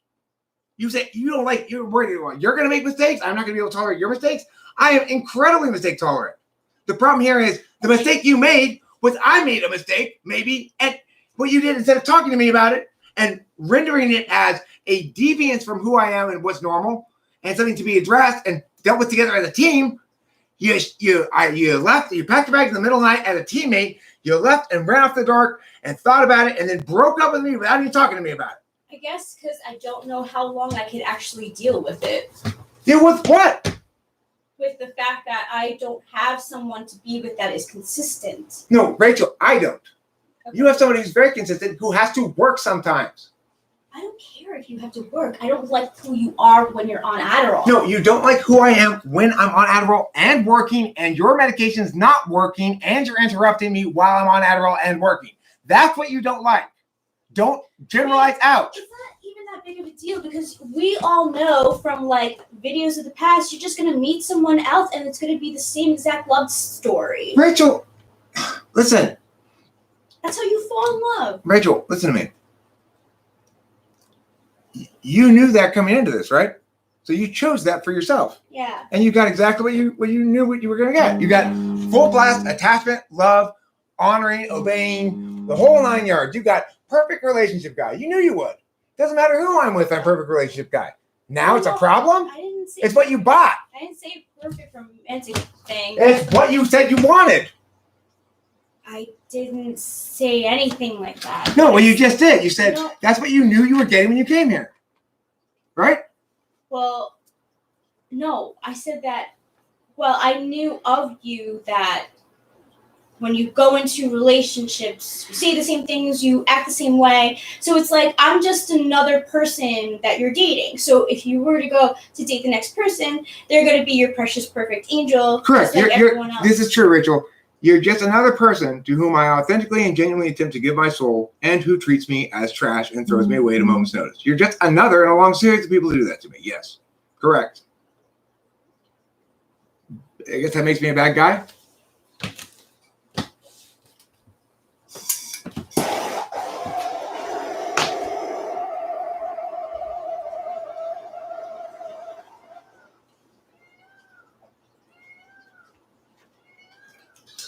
Yes, I will give my soul to whomever I'm in a relationship with, because that's called being in a good relationship.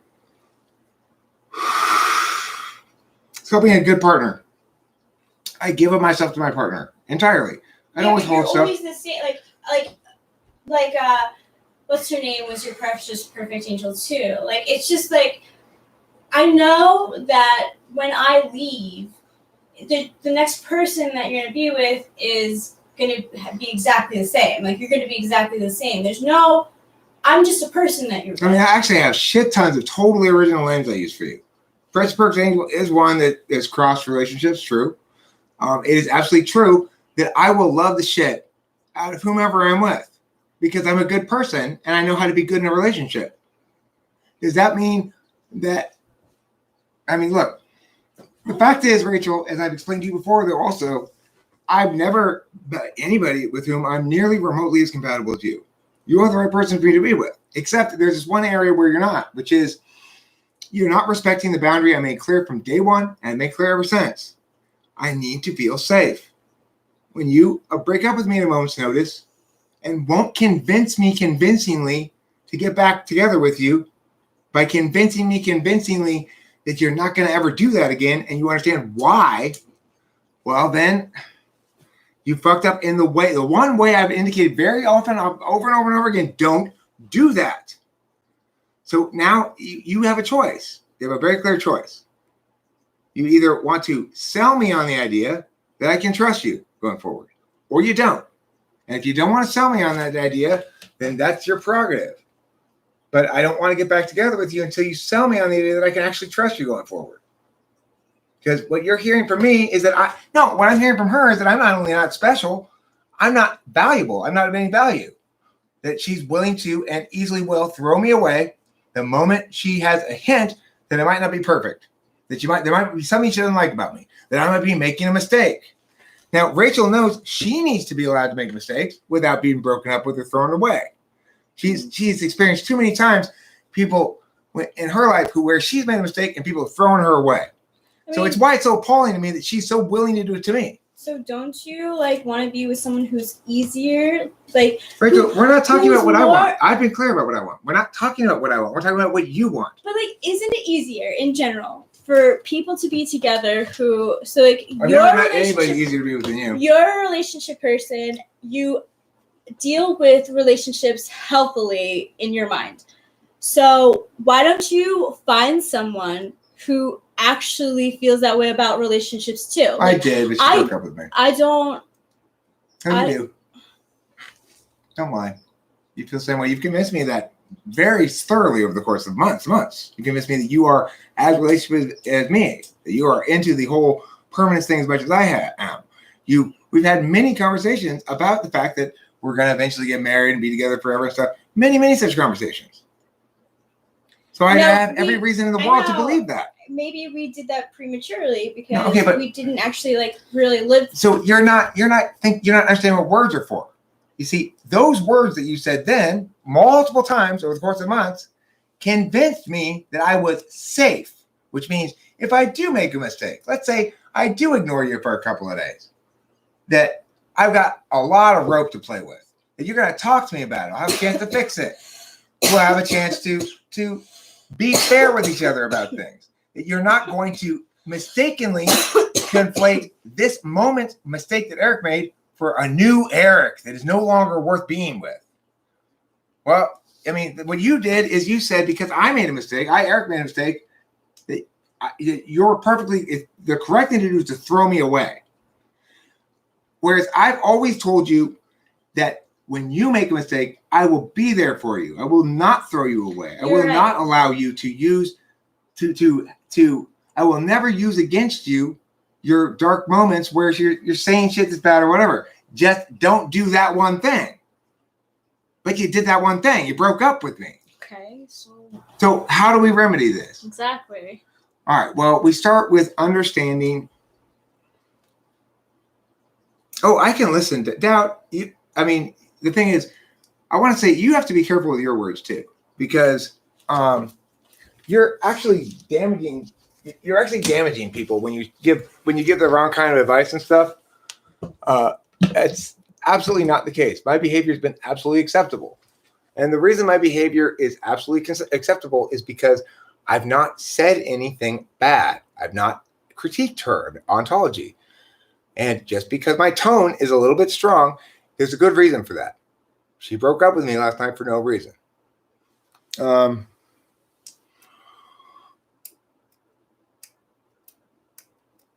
I mean, every relationship is always somewhat of a contract, and every relationship is also somewhat of an experience. And so it's like, for people who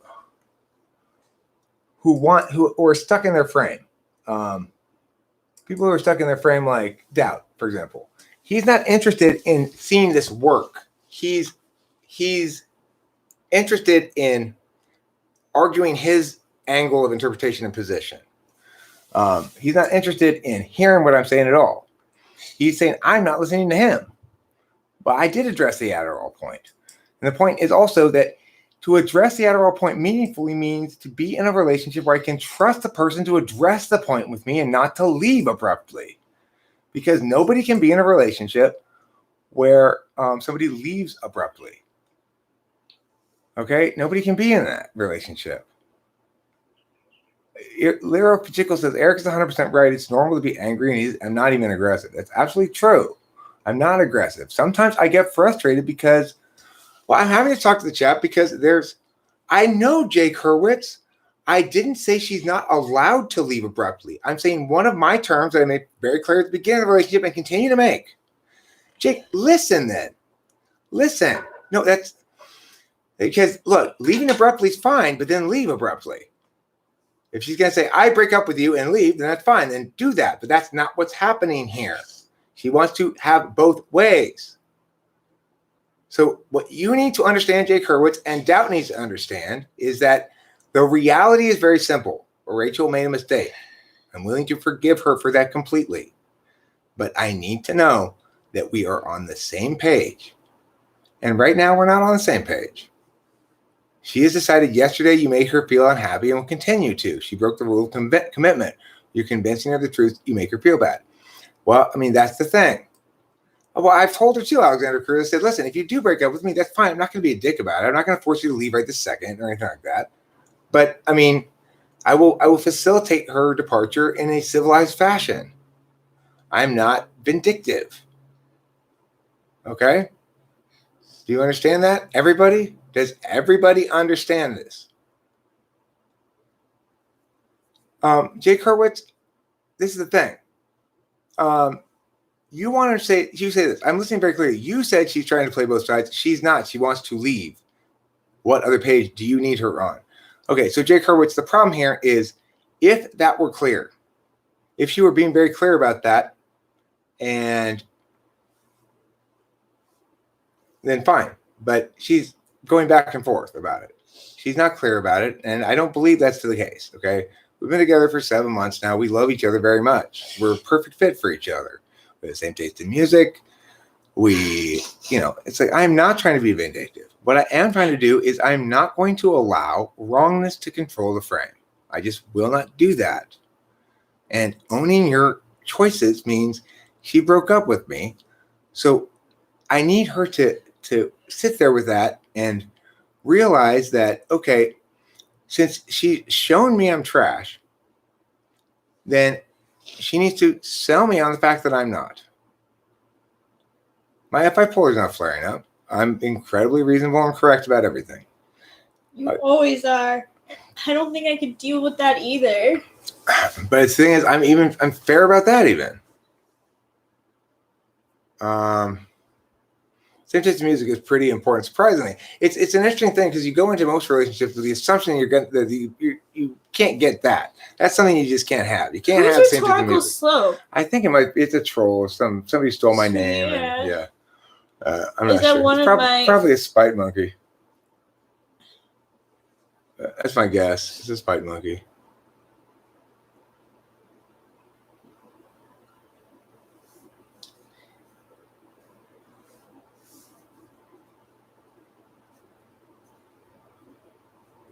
So, I mean, here's the thing. I think this is most revelatory almost of all, in all the ways this is revelatory. It's revelatory about the limits of people here in this chat to understand, or decision, the limits of people, the unwillingness of people to decide to understand. So, for example, Christine Bowman says she doesn't want to be with you. Move on. Christine Bowman, it's not that cut and dry. I am, and of course, this is such an FI interpretation. I am not clinging to her despite the fact that she wants to leave. That's not what's happening here. She says she wants to leave today. The thing is, if she wants to go, I want her to leave. All I want is for her to make a real decision. She hasn't made one. When she broke up with me last night, that was not a real decision. Real decisions aren't forced through before bed so that you don't have to sleep on it and think about it. That's not a real decision. Real decisions aren't made at the tail end of a 4 or 5 day spinning out of insomnia that's making her not think clearly. That's not a real decision. Well, it's like, we're living together. I just think we should take, if we're going to do this, we got to, have a trial to see how it goes, because I'm not used to your cycles. And Rachel, no, don't misrepresent what you're not used to. You say it what it is. Say, the last few days, I've been kind of crazy, and I didn't like the way you were crazy, Eric, too. Like, both things are factors. Yeah, we were both crazy, and I don't want that to be a trend in the relationship. I don't want it to be every time. Right. So, yeah, if that were to become a trend over the course of several months, then it would start to be something maybe you want to address or worry about a little bit. But until that would happen, you'd want to look at the big picture and remember. I want to fucking die. You need to talk to your shrink, Rachel. I'm gonna leave. Don't worry. So you don't. I'm not asking you to. I've told you, fine, be civilized, stay here and stuff. But then but make a decision. If you're breaking up, then just say, listen, we're done, and we don't have to worry about talking about it anymore, and we can just sort of be at peace and say goodbye to each other. But listen, if you make that decision, make a decision. Don't default to that. If you default to that, you're avoiding decision making. Make a real decision that that's your choice, not that it's the best of a set of bad options. That it's your actual choice, that you prefer some alternative to this. How wouldn't it be my choice? Well, I mean, you might say, that this isn't perfect, therefore I'm going to throw it in the trash can. And then you realize, that this isn't perfect. Wait, hold on, Rachel, let me finish my analogy. Okay, so you've got some food in your hands. You're out in the wilderness. You taste some food. It's great, but there's a couple bites you don't like. This food isn't perfect. You throw it away, and you realize, oh shit, you know what? There's every other food around here is a lot worse. It's a lot less. I should have kept that food. In fact, the more I look around, I realize I can't find any food nearly that good. Well, that would be an instance where you want to make sure that before you throw the food away, you're not just confident that you didn't like a couple of bites of it, but that you'll like other food better, and that, in fact, those couple of bites you didn't like are indicative of a problem with the food rather than an exception about the food. All right. Rachel, I don't want to. That's not what I'm looking for as a response. All right. Remember, that's reluctantly agreeing with me, but I need to see that we're on the same page here. So that if you request getting back together with me again, I can say yes. Being on the same page means you need to be arguing these things to me, not the other way around. I don't need to be trying to convince you again and getting yeah butted again. You say words to me that are convincing. I don't know what words would convince you. Well, do you mostly feel a lot of doubt about whether we're going to be able to work out long term? Yes. Okay, so those words are the opposite of convincing. Those words are telling me that even if I were to get back into the relationship with you and work super hard at it, it wouldn't matter because you're already halfway out the door. You're not in it mentally or emotionally. You're out of the relationship. If you are operating under the assumption that it's not going to work out long term, you're not really in the relationship. You're looking around for other things. So no, I don't want to be in that relationship with you. I don't want to be in a fake relationship. I just don't know if we do have it long term. Well, you just said you thought we didn't. I mean, I think maybe for long term, I don't know if we're totally like gonna end up together. Well, I mean, No, I could see maybe we'll be like a couple who lasts like a few years. I guess what I would say is, look, as I've explained very often, I want to be with somebody who knows they want to be with me. What you're telling me is, you don't want to be with me long term, right? Is that what you're telling me or not? No, but long term could mean like. Right, we get to decide right now what we know about what we want now. We don't get to decide what's going to happen. What I want is for it to be forever, of course, but long term also can mean, like, I had a long term partner and we went out for 4 years. Long term does not mean like end all be all. Oh, I know. As I've said many times before, neither of us can make any promises to be together forever. We can only understand what it means to be committed. Okay. So that's why I keep talking to you about whether or not you actually know you want to be with me. Because to know that you want to be with me means to know that I'm special to you. That Eric is not something is a precious resource to me as emotional person. Emotionally, he's precious to me. Maybe instrumentally, he's precious to me, or just the way he is so great. I like him a lot or something. Okay, I want to be with him. I know that for sure. But what you said last night was, and right now, is that you know that you don't want to be with me because you're pretty sure that these things about me are going to outweigh the good things. Right? I guess so. Is that no? But now I guess so. Yes or no? Is that what you're saying? No. So do you think the things about me you don't like are going to outweigh the things you do like, or vice versa, or you don't know? I think I'll have to see. Okay, well, let's go back before. Let's go back 1 week ago today, from last Monday back to September 1st. Now, if you could only evaluate that set of data from last Monday, what would you think then? I think that during that time we were a good couple. I do think during that time that we were also living in under different circumstances. We were not living with each other every day. We were long distance. You're right. For January and February, we were long distance. Now, for September, October, November, December, we were living together. And for March and now into April, we're living together. So, what I'm saying is, forget it last week. Prior to that moment, last Monday, what did you know about this relationship then? That I wanted to be in it. Right. Okay. Now, here's facts that are unrelated to our fighting. This week has included both your meds not working and you not sleeping at all, and me starting a new bottle of Adderall, so I'm not sleeping as much. Which of those lack of sleeps is likely to be more negatively impacting the relationship? Yours or mine?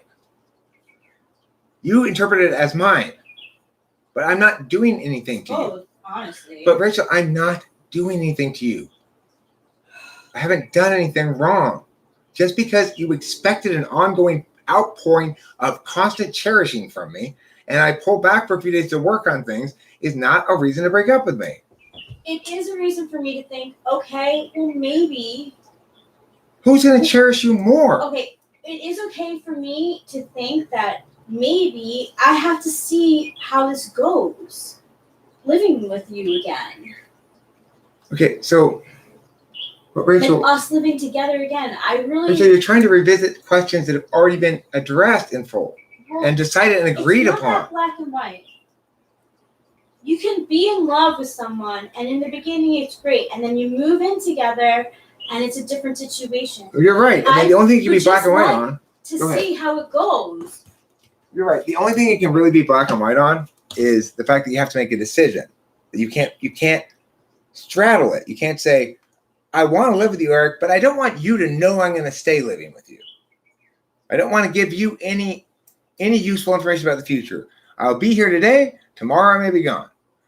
Well, I'm not looking for that. Are you? No. You can stay here today, Rachel, but tomorrow I may kick you out. You're not looking for that, right? Why would you think I'm looking for that? I don't know. So for those of you in the chatters for those of you stupid chatters who are saying stupid ass bullshit, like Christina Bowman, she doesn't want to be with you, move on. Bullshit, Christina Bowman.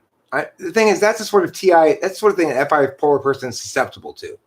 Or Ghost Rider, she's playing games. She's not playing games. She's fucking, she's in the throes. Like, she's in the throes of being attached to wrong ideas and NI that she left over from yesterday. And I'm trying to get Rachel back. Regular Rachel that understands that just because I'm right doesn't mean I'm oppressing her or something. She's valid in her feelings of doubt. Sure, everybody can have feelings of doubt. Obviously. But Alexander Cruz, you know that if every time your boyfriend had feelings of doubt, he came up to you and said, you know what, Alexander, I don't think this thing's going to work out. That would be a deal breaker for you, right? So maybe it should be. Okay, but listen, Rachel, what I'm saying is you haven't done this before, and now is the chance you have to decide. You can decide if you want to approach it as though I'm right about it or not. What I'm saying is true, and it's manipulative. How is this manipulative? I need to know that she understands what it means to be committed to somebody, that she's not going to break up with me again. I need her to want me to get back together with her. I've already told her if she asks me, right, to get back together with her, I definitely will. I'm not going to try to pull the football out from Lucy, but I need to know that she understands why. I'm not at Horsebumble. I'm reading almost nobody. I will read you out if I can, but I am trying to point out I'm dealing with a reality. When I read this, you're not being fair anymore. You started being a bully. Please stop talking for a minute and breathe deeply. No, I'm not being a bully. I am battling wrong people on all sides here in the chat. This is very straightforward. If Rachel really understands that there's reciprocity, that what she expects from me, I can reasonably expect from her. What she needs from me, I need from her. She knows she needs from me certainty. She's been very clear about that from the beginning, okay? I mean, Bacon, this is the thing. I understand myself way better than anybody else here does. I know the way I can get on Adderall, and the fact is I would be responding just as strongly, if not more strongly, if I weren't on Adderall right now. This is important stuff, okay? This is not a two-sided thing that needs to be discussed. I'm trying to clarify what the proper perspective is on a relationship and what it means to care about somebody, what it means to love somebody. If you love somebody, you don't turn them from love to trash in short order. Okay? I'm not saying the conflict is always caused by her. I'm acknowledging that the Adderall contributed to it this time. The problem is she's not acknowledging that she had contributing factors to it. She said, I'm not sure this is going to work out because I don't like the way you are when you're on Adderall. Well, that's a reductive statement.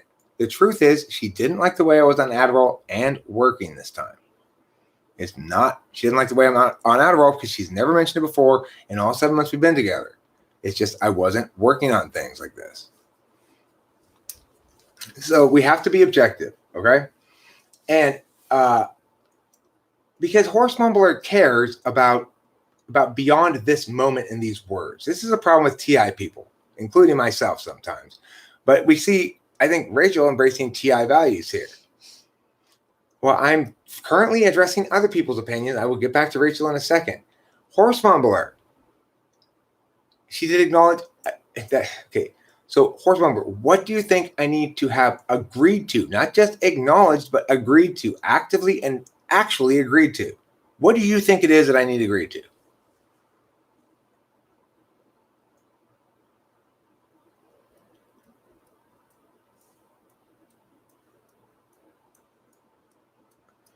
Now, yes, she says she wants to leave. Okay, well, what you're failing to hear me, Horse Member. What do you think I need her to agree to? Monica Weary says, I think she loves you, but loves herself more and realizes she wants more. Well, she said to me the other day, I don't want to live in your shadow. I said, I'm not stopping you from doing anything at all. I've never discouraged you from doing anything. I've never tried to constrain you in any way.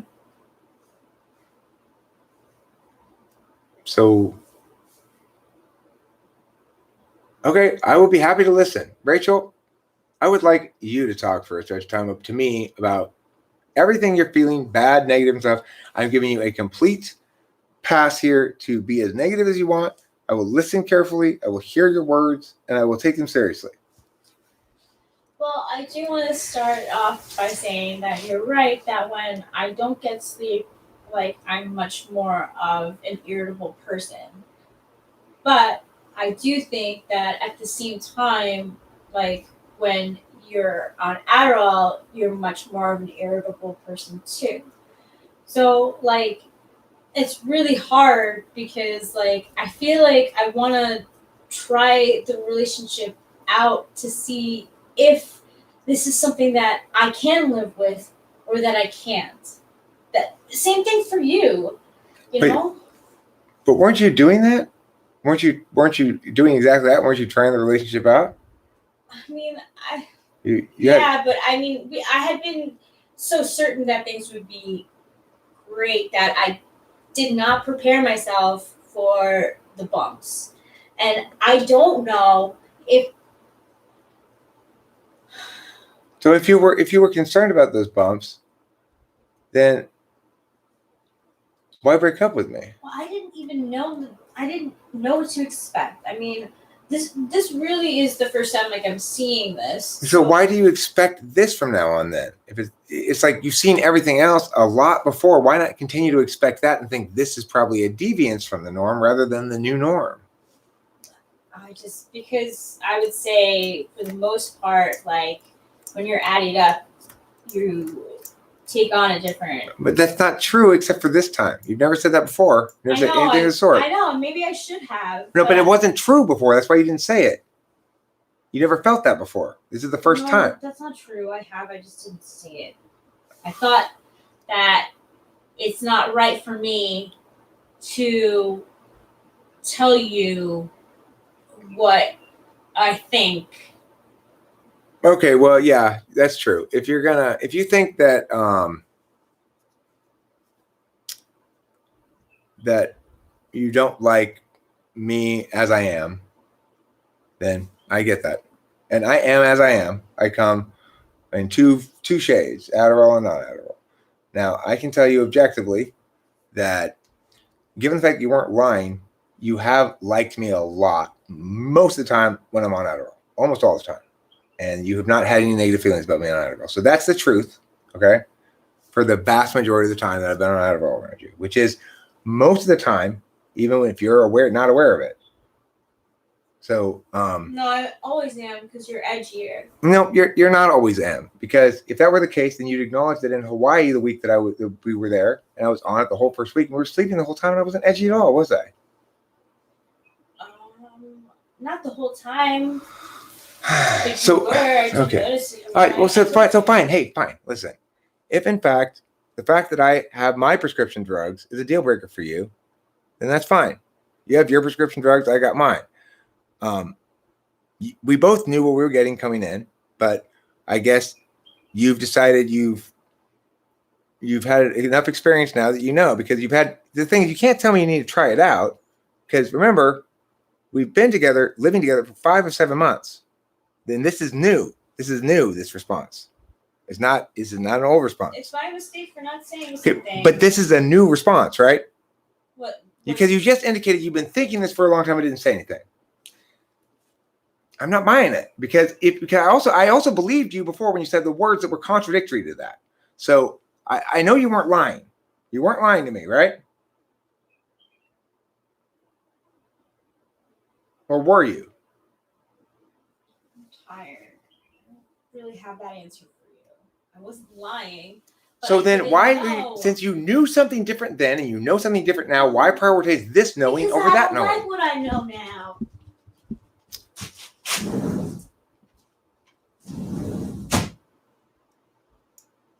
We need to agree. No, I'm not going to stop this, because I need to know that. No, I need her to use the right words, horse mumbler. I've asked you and you've not answered. What is it that you think I need her to agree on? You obviously don't know.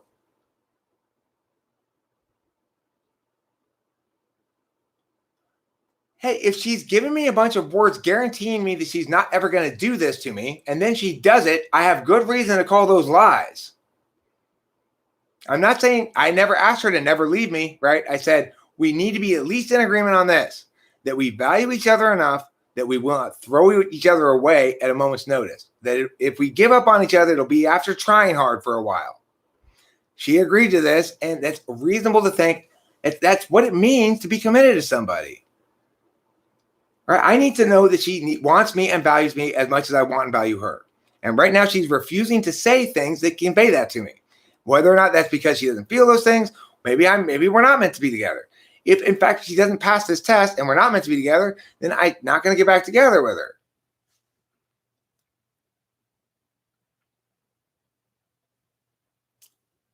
No, we haven't been fighting all week, Jake Hurwitz. This is how things get misrepresented all the time. We had a great Saturday. We had a tough Friday because we kept running into a bunch of healthcare people pushing us to different places and pain in the ass. I had to make an appointment with a psychiatrist Saturday. She's on a new medication. She's changing medications. Everybody is obsessing about how things are going right now and what she's saying right now and what I'm saying right now, and ignoring the obvious frame that is probably telling any sane human being that this needs to be let to play out over time. That we shouldn't jump to conclusions when somebody who has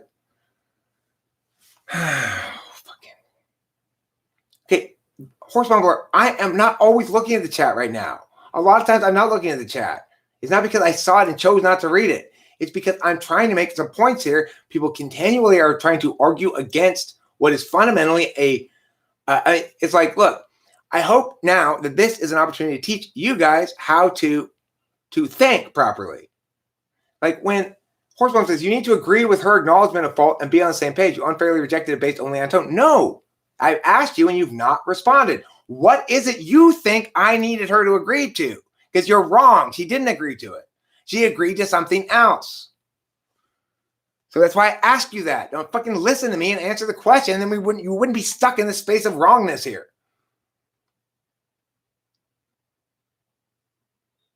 You didn't write them out. You did not write them out. I just scrolled all the way up there. You're just accusing me of things and repeating your central claim without answering my question. My question is, what do you think I need her to agree to?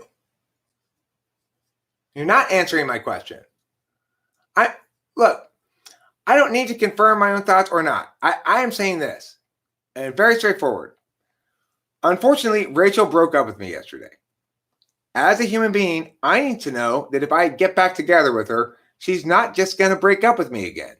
In order to know that, I need to know that we agree in full on why, not just that, people in a relationship fight it out for a while before they break up. And because the answer to that is actually that we can't just use one kind of cognitive function. I need Rachel to acknowledge not just that we need to fight it out before she breaks up with me, but to explain to me why it's necessary for people to do that, what it means to be in a relationship. I'm not talking fast at all, horse mumbler. Now you're just being a dick. I mean, I don't know if she wants to get back together. That's what I'm trying to find out, Christina Bowman. If she really wants to get back together, she'll meet my criterion that I need to get back together with her. Absolutely it is, Monica Aguirre. Sure it is. That's fine. Now, but as I told her before, if you are going to violate, I even came up with a conditionality for if she's going to violate the thing. If you're not going to fight it out with me, if you're going to break up with me abruptly, then do it definitively and leave immediately. So what I've said is all of these things. I've addressed all of this shit. I addressed it all. My definition of commitment is reasonable. It's that a person be down to fight it all the way out. I asked you, horse mumbler, to articulate what you think I need her to agree to, because you keep saying she agreed to it and she didn't. So you clearly don't know what I need her to agree to.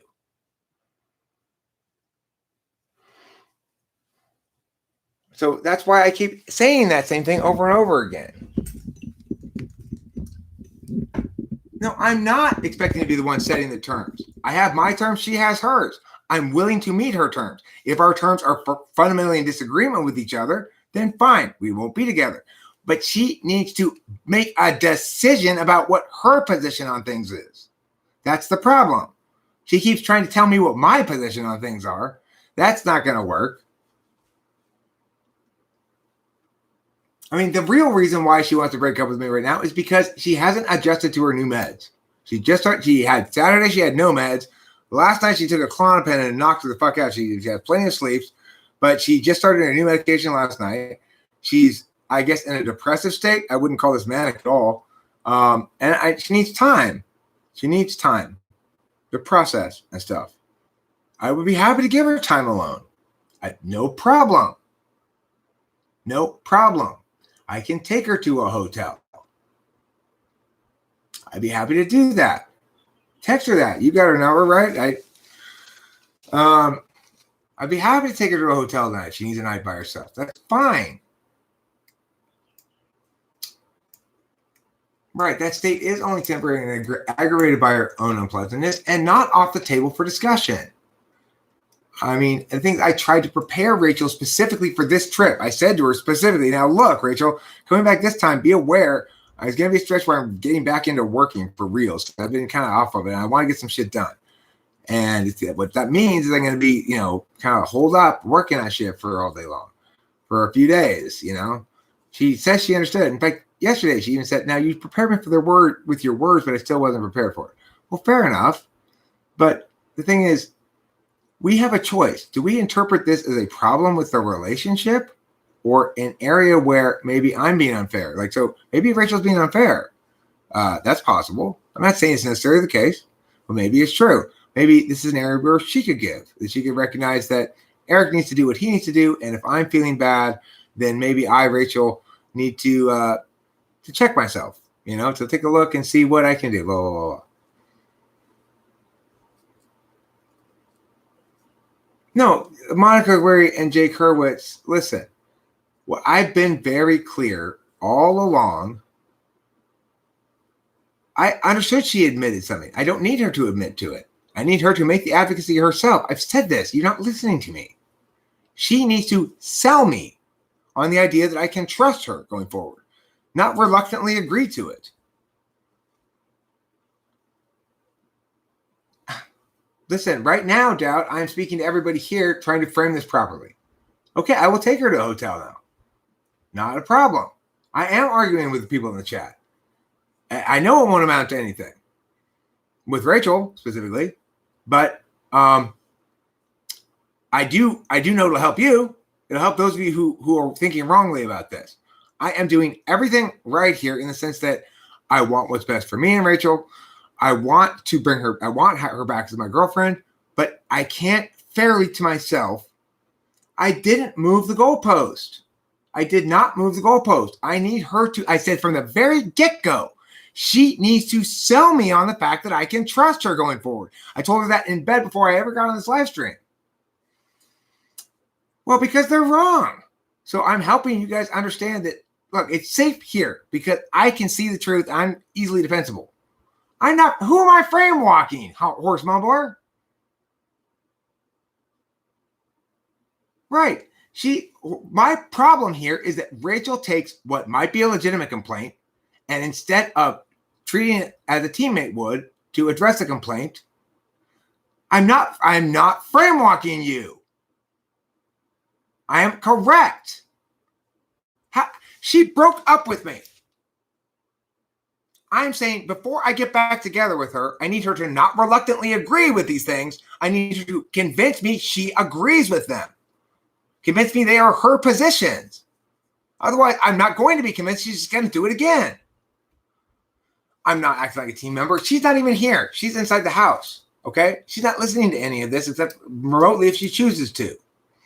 I'm not being a team member with you because you're not being a team member. You're not hearing me and acknowledging the truth of what I'm saying, even though it is correct. You say, I'm frame walking you. I'm not frame walking you. If somebody had broken up with you, you would be the same position I'm in. You'd say, I want to make sure that you really want me back, that you're not just reluctantly agreeing to it. I need you to argue in favor of this. You argue in favor of me being with you. After all, you were willing to throw me away at a moment's notice, so I need to make sure that was not typical. That's not indicative of who you are and how you act with people.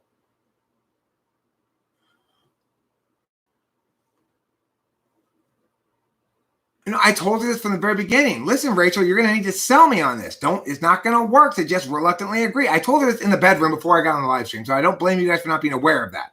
But I had this conversation with her. I need to be sold. You would too. If not, what are you worth? Are you just somebody's little bitch who sits around and they come and go as they please? I break up with you now and sleep with somebody else for a while. I break up with him. Now I'm back with you. Okay, good. You're always there waiting for me, ready to be with you, Eric, right? No, it doesn't work that. And if she says she literally can't ask for you back because she said she doesn't want to, that's fine then. Then decide you are definite you want to break up and prepare to leave. But don't pretend like you can have it both ways. You must make a real decision.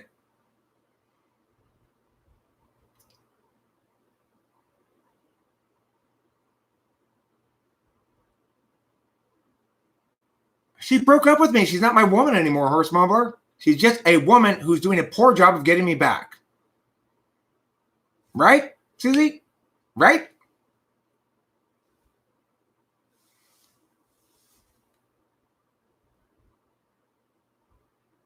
Okay, well then, like I told her, if she is leaving, let's do the arrangement civilized. But then she needs to be sure about that. See, she wants to be uncertain. She doesn't want to be clear about anything. She wants to be something other than clear. She wants to be muddy about things.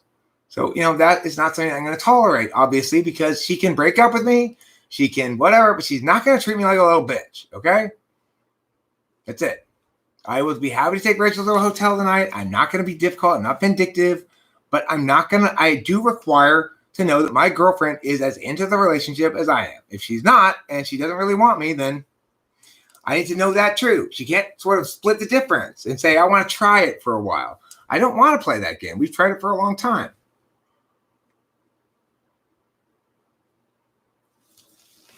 And when I get frustrated, it's because Rachel's trying to I'm not always right. The reason I am always right is this. It is the only reason. I have presented all the possible correct things that you can do. And I said, I will accept any of those. I'm not advocating for a specific position, but I'm indicating that the correct standard to have for yourself is if somebody breaks up with you and you're going to take them back, they need to sell you on the fact that you can trust them going forward. That's fine. That's reasonable. And I'm correct about that. Nobody should dispute that. It's very straightforward stuff.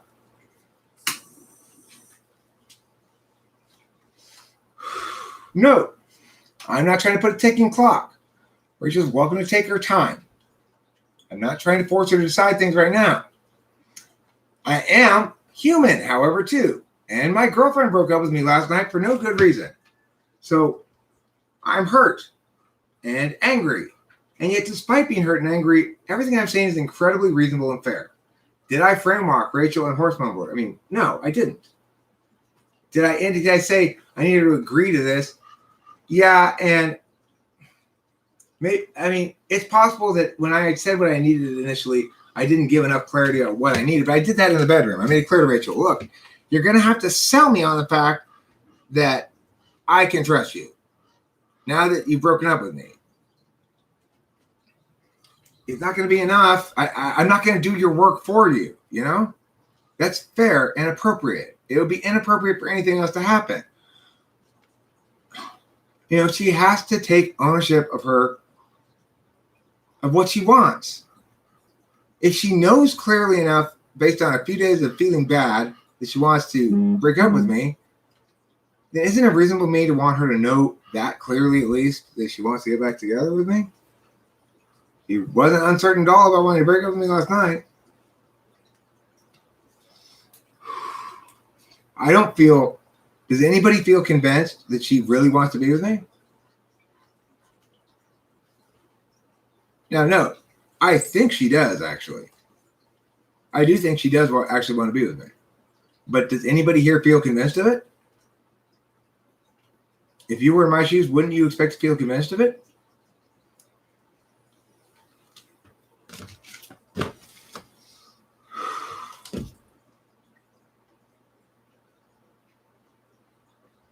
There's a question mark after that title, Jay Kerwitz. Don't straw man my title. You're convinced that Rachel wants to be with me? I agree. I don't need to be convinced if it's her choice that she wants to leave.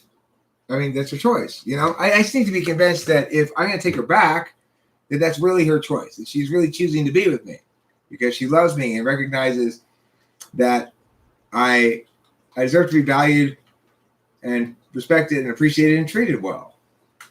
You know, maybe she does need to come spend some time thinking about whether she wants to be with me, given what she knows about the Adderall. It's quite plausible that she's decided realistically she doesn't like me enough when I'm on Adderall. She doesn't want to be with me overall as a consequence. But I don't believe that's really what's happened here. At least I'm not convinced of that either. What I'm saying is I need to be convinced of something. I need to be convinced that she really doesn't want to be with me or that she really does. Either way is okay. I can live with it. Is it because I don't value her? No, I value the fuck out of her. And I've always indicated clearly I'm unwavering that I want to be with her.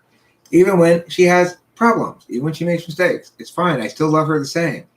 We just forgive and forget. Easy squeezy. But if I can't make mistakes without her breaking up with me, well then, you know, it's like I can't get comfortable. You know, I can't get comfortable. Thanks, Cool Paul.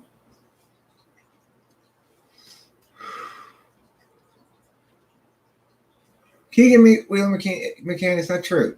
Sounding boards are not a strange thing when you are fair and objective like me. I am not interested in trying to pressure her with this public forum. I'm talking shit out for myself. And what always happens is I get a lot of feedback from people. The correct feedback is the feedback that I internalize, even if I don't want to hear it at the time. Like I know now that Horse Mumbler is in the wrong here completely. that he's trying to do what Rachel's trying to do, which is get out of here without making a real decision about this. But she requires me to make a real decision about her. No, she would never put up with this. She would never put up with this.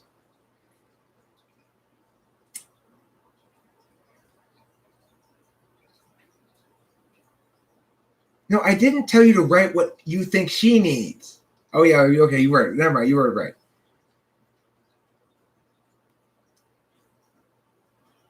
No, that's not what I need her to agree to. I never said that's what I needed to agree to. I never said that.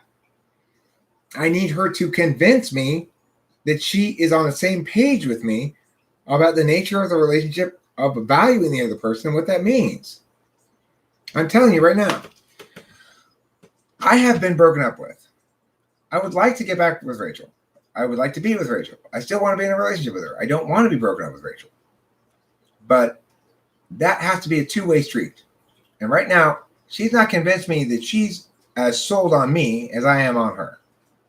So I need to know that. Maybe it's a third slot IP thing or whatever. She's not sold me meaningfully that I can trust her enough to do this again. In fact, she continues to tell me on the opposite. She says, well, I'm just not sure. I have all these doubts or whatever. And my point is, well, we can talk about those if we're in a relationship together. We can talk about them as behaviors that might need to be addressed, not as warning signs that maybe we're not meant to be together. If you interpret everything like that, then you're telling your story that you're creating and you're causing that to happen. If every little bump in the road is interpreted as a reason why this relationship fundamentally is going to fail, then we're not going to last. And so that's what I'm looking for from Rachel is conviction, commitment, intellectual, spiritual commitment, some sort of words that say, I understand now. You know, I have to be sold on it because I was sold on her breaking up with me this morning when I double checked. I was hoping to get, I'm so sorry, I didn't mean to do that. I double checked and no, I didn't get anything close to that. So I'm sold that she really did break up with me.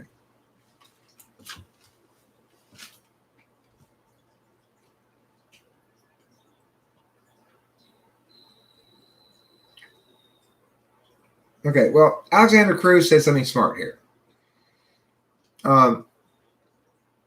Bacon could have said something smart if it said, she isn't sold because she's not mentally well right now, Eric. You need to leave the medications a chance to do their job before you start arguing with her as though she can have a reasonable conversation with you. That's a true thing, okay? Now, it may be the case that Adderall's a problem and that steamrolling's a problem. It may be the case. But the reason why that is gotten to the steamrolling is because I can't talk to her reasonably. She's negating everything. Until that changes, I can't move forward in the conversation about the Adderall. If she wants to talk to me about Adderall and she wants to talk to me about maybe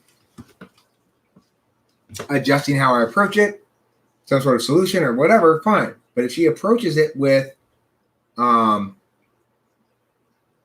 concerns changed today. She's totally dropped the predictive jealousy. This tells you that she's not in a good state right now, and I shouldn't take what she's saying seriously. Because the other day, the big problem was that she knows she's going to be jealous when girls hit on me when I'm famous, and that is a good reason to not be with me. It's like she's eyeing things that haven't happened and trying to conclude that they're going to be a systemic problem. Now, in this case, she's got a little bit more concrete data. Something did happen. I did tweak out on work for a couple of days. Now, it may be the case that she doesn't like being as much on Adderall and that there are aspects of that are a problem. But we have a choice. We always have a choice. Do we want to address things ontologically or behaviorally? If we address things ontologically, we're illegitimate. If we address things behaviorally, we're at least giving the person a chance to work on themselves. So it's like, if in fact this Adderall thing is a problem for Rachel, then she needs to give me a chance to work on myself a little bit. I might not in the moment necessarily immediately go, okay, you're right about this, I'll address it. But I will certainly think about it and address it later and be as fair as I can about it. I'll think long and hard about it. And then I'll come back with a totally reasonable thing. If she approaches me fairly If she approaches me at all in a way that doesn't destroy the foundation of trust that allows me to respond to her meaningfully, I will respond meaningfully to whatever her concerns are, even if they do shift day to day. But given the fact that they shift day to day like that, we can conclude that whatever the reasons are for this time or some other time, that since they change regularly and they correlate consistently with time periods that she then later recants and says, that wasn't me, that was not Rachel, that it probably I should allow her to, as best I can, to get better. And if you wanted to successfully make correct, good arguments here, it would be, Eric, have compassion. She's confused right now. She's just come out of, she was in a manic state for 4 days or so.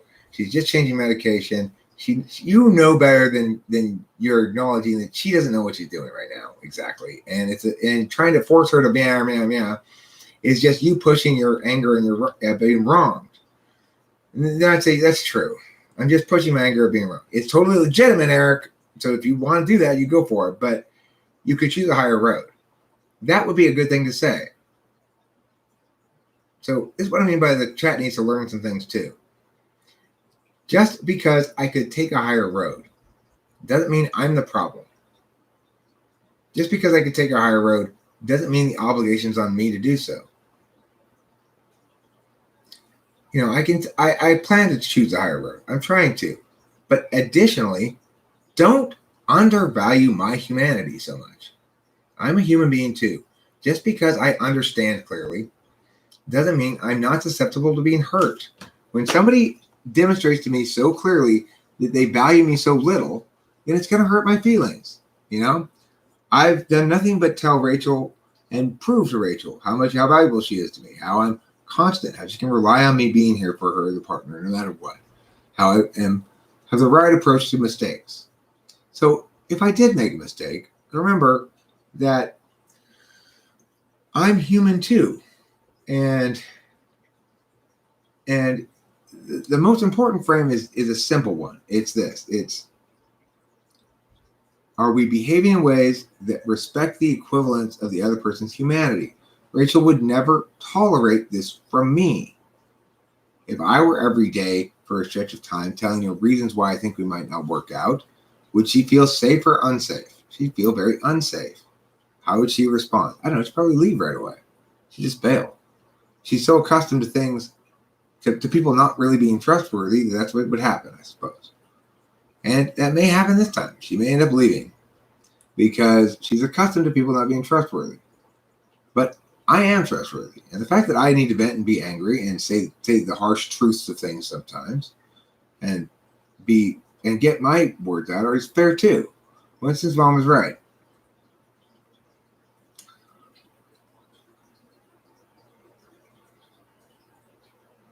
All right, Alexander Cruz, I think you're right too. That's my basic position on it. I think she does want to be with me. I think she did experience hurt feelings over my neglect of her during that period of time. But I think that she needs to understand, she needs to take some ownership for entertaining herself and finding her own things. I can't provide all that for her. Even then I could, but she doesn't want provision in that fashion. She said to me earlier, at least you have friends to talk to. And it's a heartbreaking thing to hear. But the reason she doesn't have friends is because there's nobody quite as robust as I am. I'm robust in all manners that are necessary. I'm robust emotionally. I can take this and keep on kicking. I'm robust ideationally. I can understand why this is indicative of the wrong, non-optimal Rachel and not the optimal Rachel.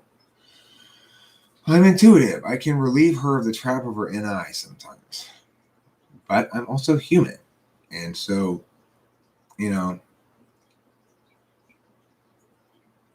it's frustrating for other people because of the right and wrong thing. You hear me saying like, well, I'm right and they're wrong. And that's why I'm blah, blah, blah. You hear me say that all the time. I get that makes people think that that's the frame, therefore. We're talking about a right and wrong frame where Eric's having to be right and she has to be wrong, blah, blah, blah. But we're really not talking about right and wrong frame. We're talking about ownership. I'm willing to take ownership of my decisions in a way that I know will provide Rachel the safety she needs to be in a healthy, happy relationship, to grow in that relationship, have a voice in that relationship, to be able to voice concerns. She is able to voice concerns in this relationship. And so that's the problem with the sudden breakup thing is, and this is why I said long ago, what does it mean to be committed? It means you're committed to fighting it out for a good stretch of time before you pull the rug out from under your partner. I get that people get frustrated at the whole right-wrong thing. Like, Cool Paul says, Eric, how are you always right? I mean, the reason I'm always right is because I'm very quick to acknowledge when I'm wrong. I'm not always right. I'm wrong plenty. But people barely notice when I'm wrong because I just go, okay, you're right. And we move right on. I don't resist. I don't fight when I'm wrong. When somebody else is right, I accept what they say is true and I reject what I had said before as false. It's the only sensible way to deal with things. But you got to actually, you got to be right. And this is the thing that frustrates people is they think they're right all the time. And they're right 10% of the time. And I embrace their 10% and they go, see, now you're listening to me. Finally, you're listening and you're getting the right thing. Well, because that's the one thing you said that's right. You know, it's like, I don't make a bunch of bold claims about shit. I'm just, that's what, another reason why I'm so right all the time is because I'm not trying to make broad, bold claims. I try to narrow my claims so I can defend them always.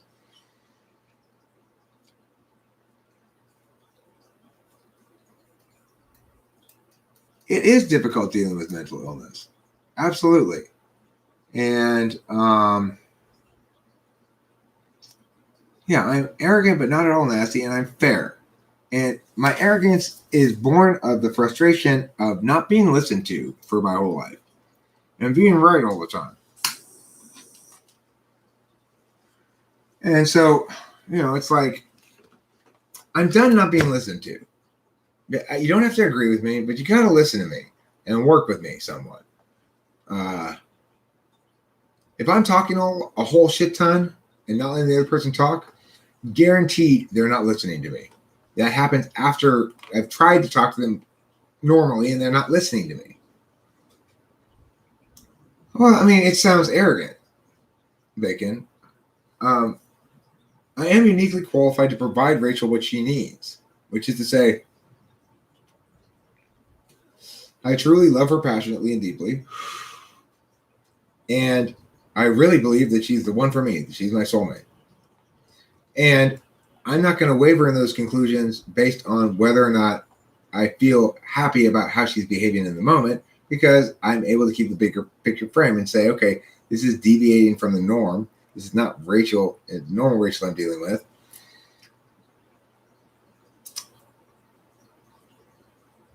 True, Horse Mumbler. Horse Mumbler makes a good distinction here, and I want to acknowledge it. That's not a reason for, and not determinant of, being always right. That's merely the reason you're so seldom wrong. Not the same thing. Correct. It's the reason why I'm so seldom wrong, is because I embrace those moments when I am wrong to change my position. So if it's something that's constant, in other words, if the thing that I was wrong about, I was always wrong about, well, then now I'll always be right about it. I'll never be wrong about it again, presumably. So over time, I'm wrong about, for things that are permanent or semi-permanent, I'm wrong about almost none of them over time because I've jettisoned the wrong ones.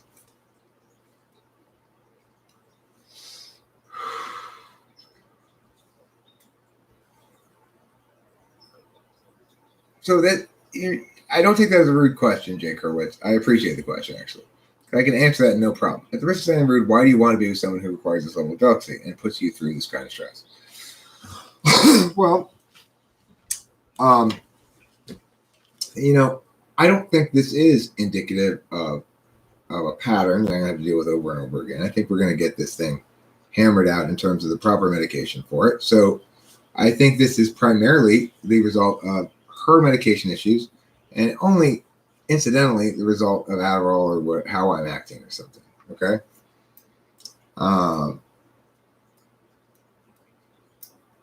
Well, I mean, listen, Bacon, I'm not saying she's broken at all. In fact, I position it exactly the other way. Other people don't know how to love. It's like, True. That's another good point, horse mumbler. Yeah, you got to call me on it and point out what it is. I'm not going to always seek out my own wrongness. A lot of times I'm advocating something. So in those instances, I'm not usually thinking about that kind of stuff.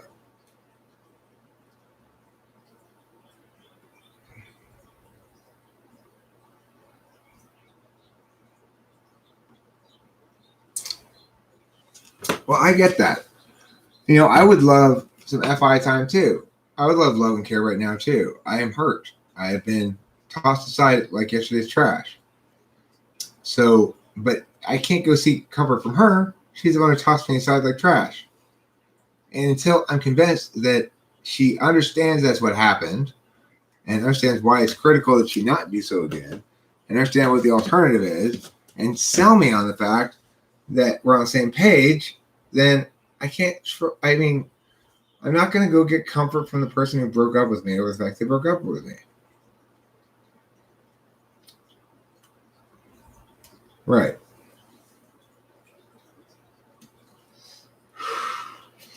And that's very relevant, Alexander Cruz, when we're on the same page.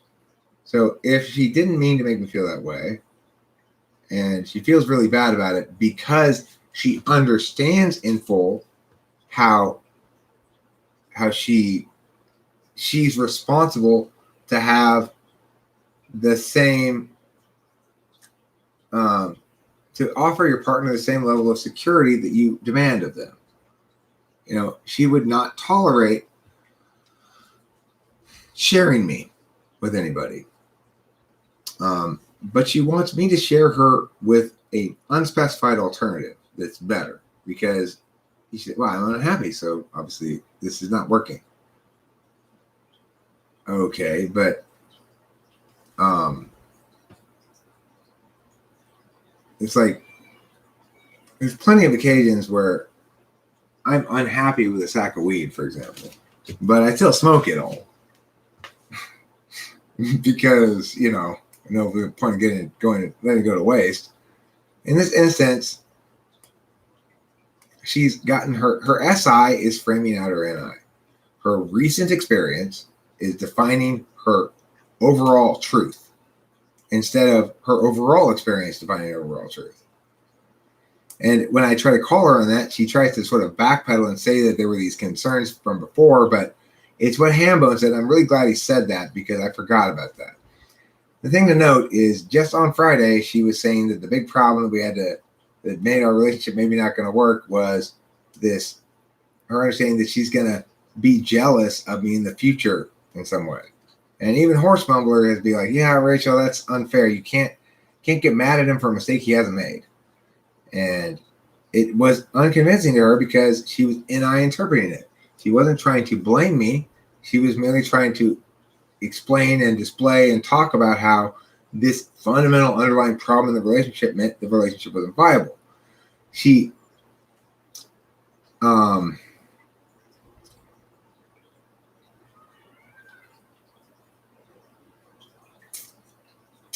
trying to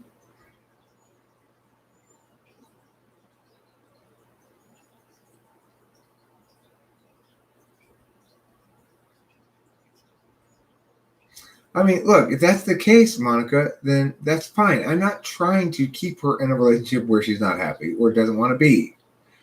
My point is, most of the time in the 7 months we've been together, her words have told me the opposite, that she is very happy being in this relationship. She'd be incredibly sad to lose me, that she's fearful that in circumstances like this, she might lose me. I've told her I'm not going to let her break up with me in a bad moment and then not be able to get back from it. And that's true. I will be glad to get back together with her. But because of the way this whole thing played out, I need some reassurance too, and she's not giving it to me right now. She's reassuring me of the opposite. She's the opposite reassuring me. Right. It's like she's driving it aimlessly at this point, and Eric's helping her to navigate. Right. I need to know that if I make plans for us in June or July,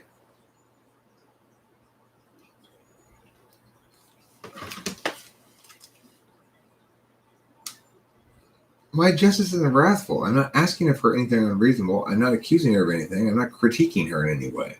I'm requiring of her to either be a teammate with me and use words in some sense to help, or to decide that she doesn't want to do that.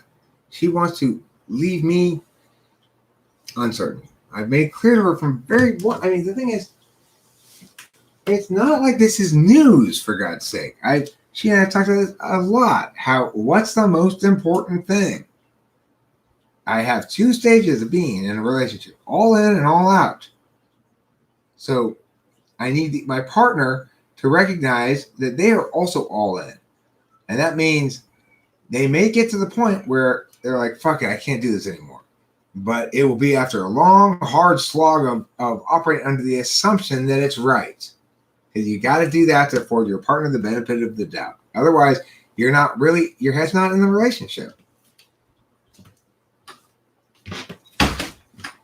If you're constantly looking for reasons why maybe this isn't the right relationship, then it's not the right relationship, regardless if it could be. It's your decision as to whether or not you want to think all the time about things that could be wrong, or whether you want to think about the way things are right.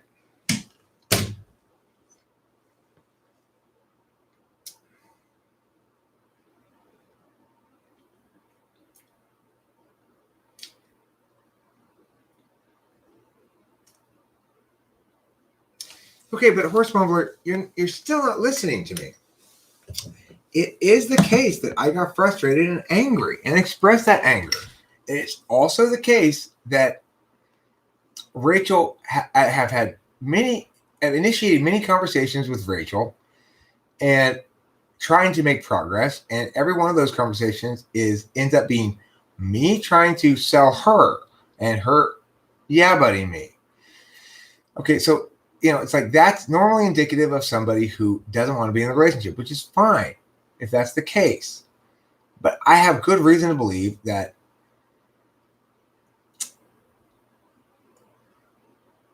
the thing is, Octavia Silva, I want to stress this. There is no reason at all to conclude that I speak harshly or yell at Rachel or anything like that. Or even talk harshly or whatever.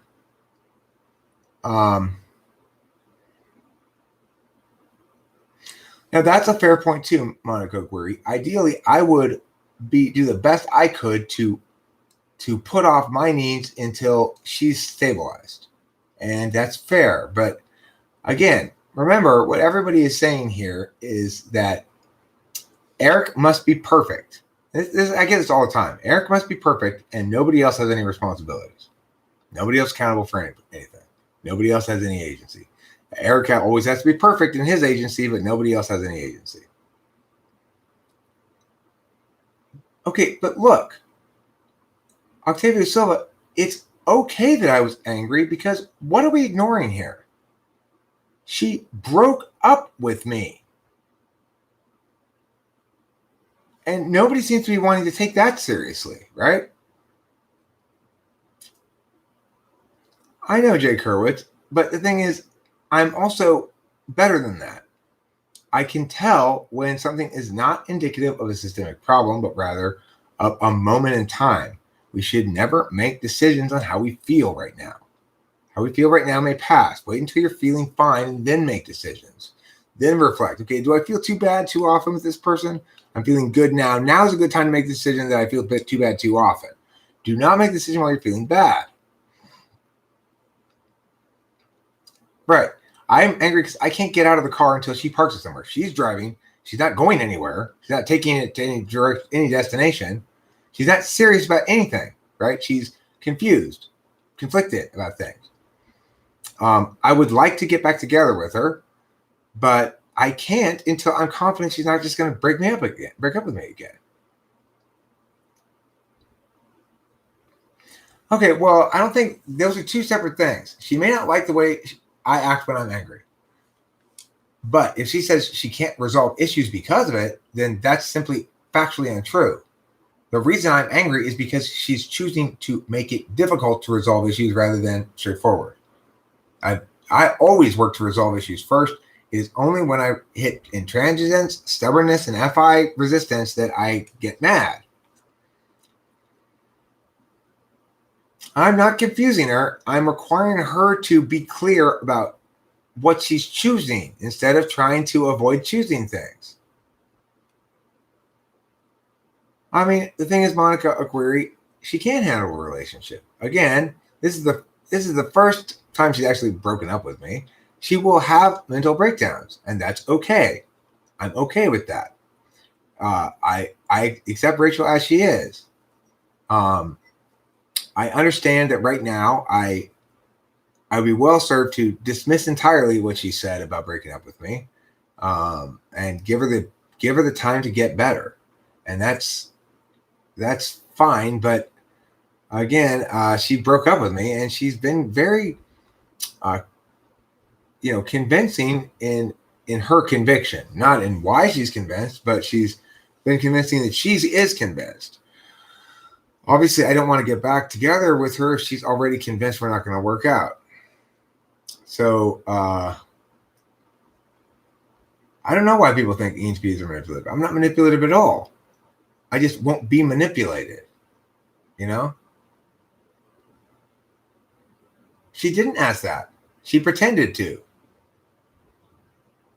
She asked, well, will you get back together with me right now so we can talk about it the way I want to? But I'm not going to acknowledge or explain to you that I know what I mean when I'm getting back together with you, or that I actually want to get back together with you. I just want to have the status back so we can have this conversation that we want to have. She's talked to Dr. Ingram. I haven't contacted him yet, but it's like,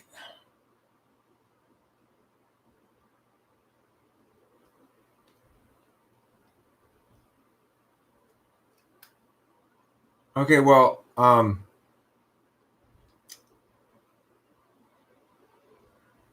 about I break up with you? Is that convincing, Alexander Cruz? If she didn't want to be here, would she say, I break up with you, Eric? Oh, she did that, by the way. And she's also done this other stuff. So which should I believe?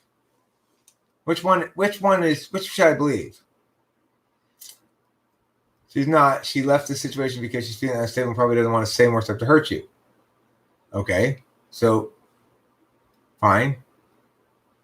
But do you see what I'm saying? You say I should be convinced. But which thing should I be convinced by? Isn't breaking up with you really convincing? Aren't there a lot of really convincing things on the other side too? I mean, she's put a lot more energy into convincing me we shouldn't be together than she has into convincing me we should. Right? That's fair to say. A shit ton more. She's sort of reluctantly gone along with. But she put a lot of energy into convincing me that we're not meant to be together. So if she wants to be together again, then she needs to put equivalent energy into getting me back, right?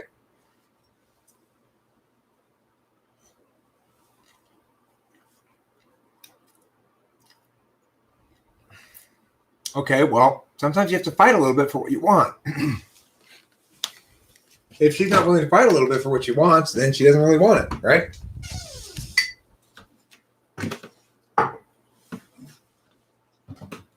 I mean, I've already told her she'll win. I've already made it clear to her if she wants me back, she can have me back. I'm not going to pull a Lucy pull a football out from her either, but she's going to have to actually convince me. She has to be vulnerable in the conviction, because I'm a human being too. Again, everybody thinks I'm a saint or something or Jesus, and I don't have feelings, and whatever Eric's things are, they must be wrong. That must be the problem, but no, that's not the case. I'm not going to convince her there won't be problems with her feeling bad in the future. That's what I need her to understand. That's what I'm looking for in terms of agreement. She will feel bad again in the future. I need to know that she has a conceptual agreement as to why one never allows one's bad feelings to turn into bad acts or bad words. That she understands that bad feelings come with the territory of life, no matter what your circumstance is. And that many of the times that one has bad feelings, they are not to be laid at the feet of the circumstances, but rather at the feet of random shit, yourself, your moods, your whatever, your state of being. When I'm fussy, it's almost always because I'm sleepy or hungry or tired or something or thirsty, not because the thing I'm fussy about is actually upsetting me. It's something that may be a little bit of an upsetting thing, but what makes it really upsetting is that I'm not feeling well. I'm aware of that. And so I don't go because I'm hungry right now. I don't go, that's it, I'm breaking up because I'm hungry right now. I have enough sense not to do that. Feelings are the same way as SI in that regard. You might be, I'm hungry, I'm going to eat right now, fine. I'm sad, I'm going to cry right now, fine. Not I'm hungry, therefore I'm going to rob a store. Not I'm sad, therefore I'm going to break up with my boyfriend. She has to take some ownership of her own feelings. After all, I didn't do anything to her to make her upset. I neglected her. This whole thing about my tone being too aggressive and stuff, that happens in response to dealing with you people, mostly. Because everybody thinks they have a clarity on this that I lack, which is the opposite is true. Everybody thinks that they can tell because my emotions something. My emotions are not relevant here. Yes, I'm angry. That doesn't make me say wrong things or do wrong things or make wrong decisions. It just means that you don't like my tone.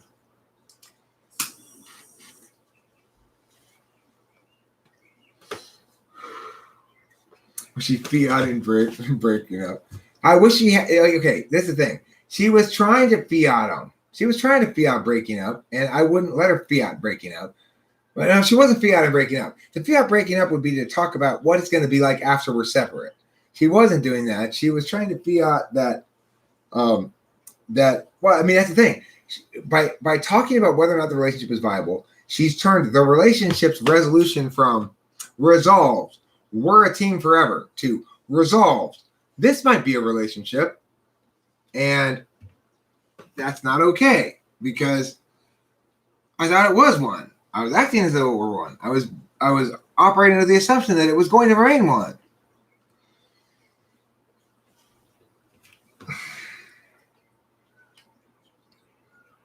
Yeah, and if she fucks up in this relationship, it is safe, even in this way. Even breaking up with me is a safe way to fail. But I have to hear the right words from her. I have to hear the right kind of response and awareness that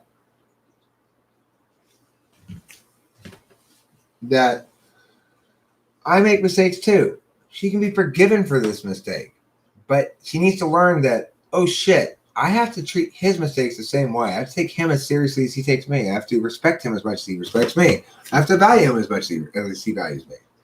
And I have to respect the ways in which sometimes he needs his own space.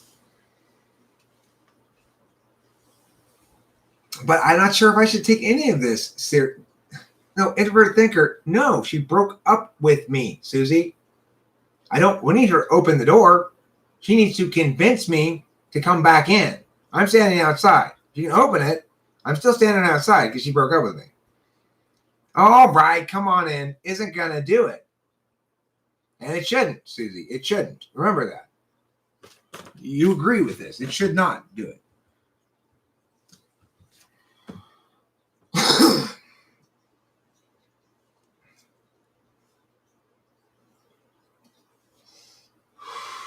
Now that's complete bullshit, horse mumbler. My tone is never wrongdoing in and of itself. Sometimes I do say and do things wrong when I'm angry. And sometimes I say and do things wrong when I'm not angry at about equal rate.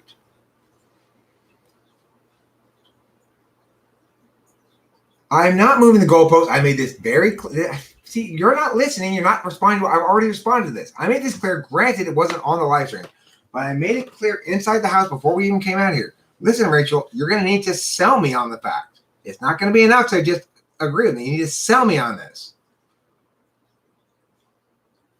And that's a fine thing to say. And in fact, and see, Susie, like this.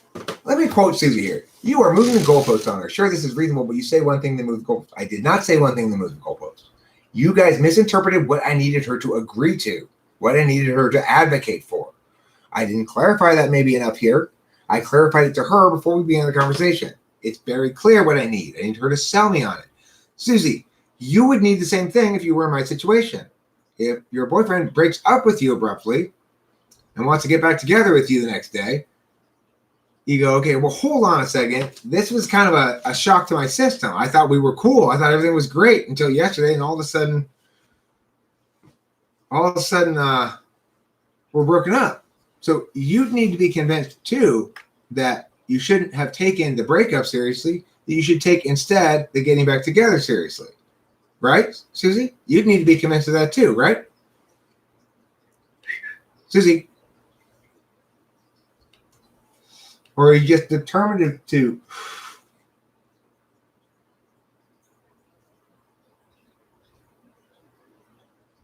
It would be betrayal. Absolutely, it would be a betrayal if she were not experiencing some mental health issues. So it's challenging for me because it is what it is, but it also has mitigating factors. You're trying to not be nuanced about this at all and assume that once again, Eric's bad. You love to assume that I'm bad and that I'm doing something wrong. In any relationship conflict I have, you assume I'm at fault, Susie, all the time. Has it ever proved to be true? No. Every time I've been right. I've been fair, I've been just, I've been true, I've been good. And you've been wrong. So I don't know why you just hate me or something. You just want to prove me wrong and in wrong about everything. You didn't listen to my words. If you did, you would have heard that that I did not articulate exactly what I needed her to agree to because I had articulated it in the house. And you'd say, hey, shit, Eric's right. That's what you'd say if you were listening to my words.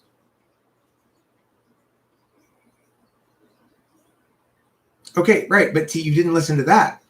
I said that plenty of times. That yeah, if you were really desperately trying to find a way to blame Eric, you would successfully point to that. You'd be wrong to do so, and you went ahead and did it anyway because you're desperately wrong to point. You're definitely determined to make me wrong. How should I listen to shit not on here? I agree with you. That's what I'm being reasonable means. I acknowledge that first thing. I say, yeah, listen, hey, I get it. You didn't hear that part inside the house, but I've talked about that multiple times before this moment, Susie, many, many times now. So if I assumed that you were here for one of those and you weren't, my bad. You came in between them or something. Fair enough. But see, that's what I can do that you still haven't done, right? So I'm being reasonable and fair and acknowledging where everybody's right. Unfortunately, you just move on to the next thing. You don't spend any time self-critiquing and saying, shit, I was wrong there. So, it's like, that's why I think you're coming in with a really negative approach and attitude towards me, determined to find out ways in which you can successfully critique me. And I'm not sure why.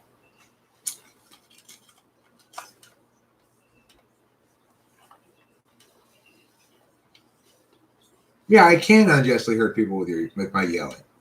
But that's not because of the yelling, it's because of the circumstance. So it's like, it's true that I have to be careful with yelling. And it's also true that there's a range of yelling. What you witnessed here today is medium, maybe. Medium at most. I was angry. I was frustrated. What I mean is that there are times when I yell at people who don't deserve it. And I didn't even yell at Rachel. I got frustrated. I raised my voice. I didn't yell at her. Am I annoyed that once again, the obvious and simple good truth and justice of my words is being ignored? Yes. Am I annoyed that once again, I find that as soon as a woman if you're not coddling the shit out of them continually, as soon as you top for a second, they start complaining. They have problems. It's like I set this thing up perfectly. I had everything. She was super well attended to, cared for, emotionally, physically, in all ways, shapes, and forms. And then I turned my back to go do some work. When I come back, this is the story of my fucking life. Okay, I yelled at her. Octavio Silva. This is one of those circumstances where it's absolutely appropriate to yell. I yelled very mildly. I yelled at her. I agree. I'm telling you, it's medium. It's not any larger than medium. I know how big I can yell. That's not a super large yell. I acknowledge I yelled. And this is certainly one of those circumstances where it's absolutely appropriate. Remember, You don't get to make advocacies that only consider one person to be human. Right now, you're talking as though only Rachel is human, and I'm not human. I don't get to be human. I don't get to have emotions. I don't get to have righteous indignation. That's absolutely false, Octavio Silva. I mean, if I were not upset right now, if I were not upset, there would be something wrong. If I were not yelling, there'd be something wrong. Because after all, I'm doing things correctly. I'm living correctly. I'm walking the narrow path. I'm not wronging others. I'm making sure that what my expectations are, that Rachel's solid by my side. I'm confirming that a shit ton before I put any faith into it. And then the second I put faith into it and try to spend any of that capital, that she's going to be okay now for a few days. Yeah, yelling is not so bad. I am bringing up irrelevant details. I am emotional. And those things are fine. Rachel raised her voice too. And remember, folks, Rachel broke up with me last night over my entreaties that she please wait until morning to do this.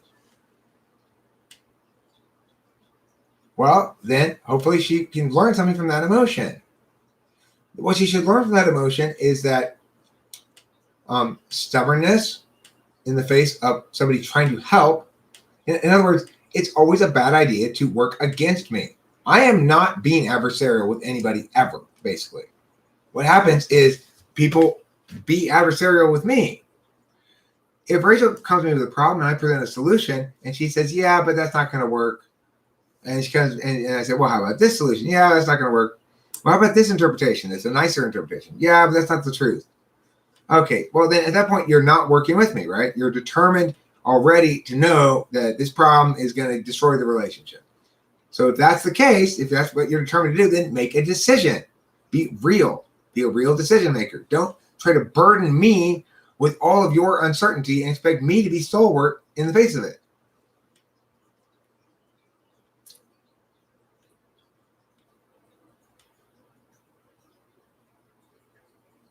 And this is one of the circumstances where it's absolutely appropriate, of course. I mean, we can all acknowledge that this is what one does if one is healthy and has faced a legitimate wronging. One rants about it a little bit. One vents about it. One talks it out. One hears what other people have to say about it. One is both fair to oneself and others. And this is the thing. Everybody here is being fair to just one person. Nobody's being fair to me. Except Hambo. Hambo is being fair to me. It's okay that I yelled. And if somebody pulls a rug out for me again like that, out in front of me again like that, I'll yell at them too. And that's the natural consequence of their bad behavior. She did a lot of work to assure me that I could count on her, that I could have faith in her constancy. She said a lot of words to assure me of that. Did a lot of reassurance work. We talked about this stuff. We were very clear on it. So when I said, okay, now we're good. I'm gonna work on some things. And all of a sudden we're not good anymore. That means we were never good. It means she needs constant maintenance, and I can't do that. I don't have time for that. I don't have the energy for that. You have to be okay, independent of me paying attention to you. That's it. I will pay lots of attention to you, more than you'll ever get paid attention to by any other man. But I'm not going to pay attention to you 24 hours a day. And you need to be okay paying attention to your own shit when I'm paying attention to my own shit. And that's all there is to it. And it's a perfectly reasonable thing to want. And it doesn't mean I'm neglecting her. It means she's being spoiled. She's incredibly spoiled that she thinks that because I have to work sometimes and not pay attention to her for a few days, that she should break up with me. When she says she doesn't like how I am when I'm on it, that's not true. She's not telling the truth. What she means is she doesn't like how I am on it when she's not being decent or fair or reasonable. Because I'm less patient with her wrongdoing of me when I'm on Adderall. So when she's starting to spiral out of control, I'm not necessarily going to be super patient about that process, and I'm not going to be necessarily super responsive to being loving and caring in those moments because I'm in the middle of something. And, Rachel says, well, she doesn't have anybody to talk to. Well, I know, and that's unfortunate. And I want me to be that person, but I can't be responsible for her having friends. I can't be responsible for her entertaining herself when I need to work. Come on, you know? Yeah, well, I mean, I can be spoiled sometimes too. I say it about myself sometimes when I'm being spoiled, as I did the other day. On Friday, Rachel needed help to go deal with these medical things. It turned out that it wasn't as bad as she thought it was, but she did have something wrong with her, and we did need to get it fixed. In the morning, when she came to sort of inform me of all this, telling me to go run these errands and stuff, I was in the middle of something I was playing, and I didn't want to get up and play. And I said out loud, "Come on, Eric, you're being spoiled. You get plenty of opportunity to play. Now it's time for you to do your thing. The part that you need to do too is not play." I say it to myself all the time. So it's not just what parents sometimes say to their kids that they're spoiled. I say it to myself. I know when I'm being spoiled. And I'm saying it about Rachel now. She's being incredibly spoiled. She's not thinking about the fact she gets to play all the time, and that this one moment where she doesn't get to play is making her feel bad is not a reason to hate the school. Right? It's like, this is a super fun school where we both play most of the time and we only have to do a little bit of schoolwork, right? But just because we do have to do a little bit of schoolwork doesn't mean there's something fundamentally wrong with this school. We need a different one because this school is not always attending to making us happy. There hasn't been any good faith communication. I've tried to initiate it on multiple occasions, but I get yeah buts in response. Good faith communication to me means we're working towards the same end in the communication. Right now, we're not. And that's the problem. I'm trying to say, Rachel, we need to be working towards the same end in the communication, which means, like, in my mind, if she wants this to work out, if she values me at all, she'll try to figure out what she can do to sell me on the fact that she is trustworthy. Right? She's not going to just break up with me again. I'll give her days to do this. I'm not in any hurry. There's no ticking clock. I'm not trying to pressure her or anything. But there does need to be, she needs to, the only way that Rachel is ever going to have the right frame on a relationship is to experience the reality of it. Oh shit, I've lost Eric. To get him back, I'm going to first have to decide I really, really want him back. And I know that. And I know it was a big mistake. And then two, I'm going to have to convince him of that. Right now, she doesn't know if she wants him back or not. She probably thinks she doesn't. And she certainly doesn't want to do the work to do it. A reluctant agreement to something that she doesn't really want to agree to and doesn't agree to in principle is not going to cut it. And it shouldn't.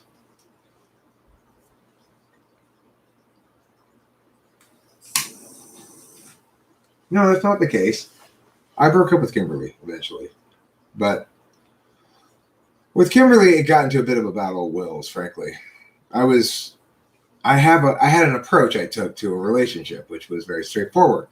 I will behave always right, and then when I don't, and you point it out, I will correct it, and I will acknowledge it, and I'll do all the work I need to do, sacrificing a little bit of dignity in return for my wrongdoing. And if you do wrong, I will call you out on it. I'll be instantly forgiving. I'll be more fair to you than I am to me at all times. And then if, in fact, you do something wrong and you won't address it and you won't take me seriously, then I will hammer that until you either fix that thing or leave. That's my approach. And what it allows me to do is it allows me to get other people to actually learn to make real decisions. Of course, when I decided to leave Kimberly, I made a real decision. I said, okay, well, I'm done. This is no longer worth it. I'm done. I'm making a real decision. Other people don't know how to make real decisions. They don't understand what it entails.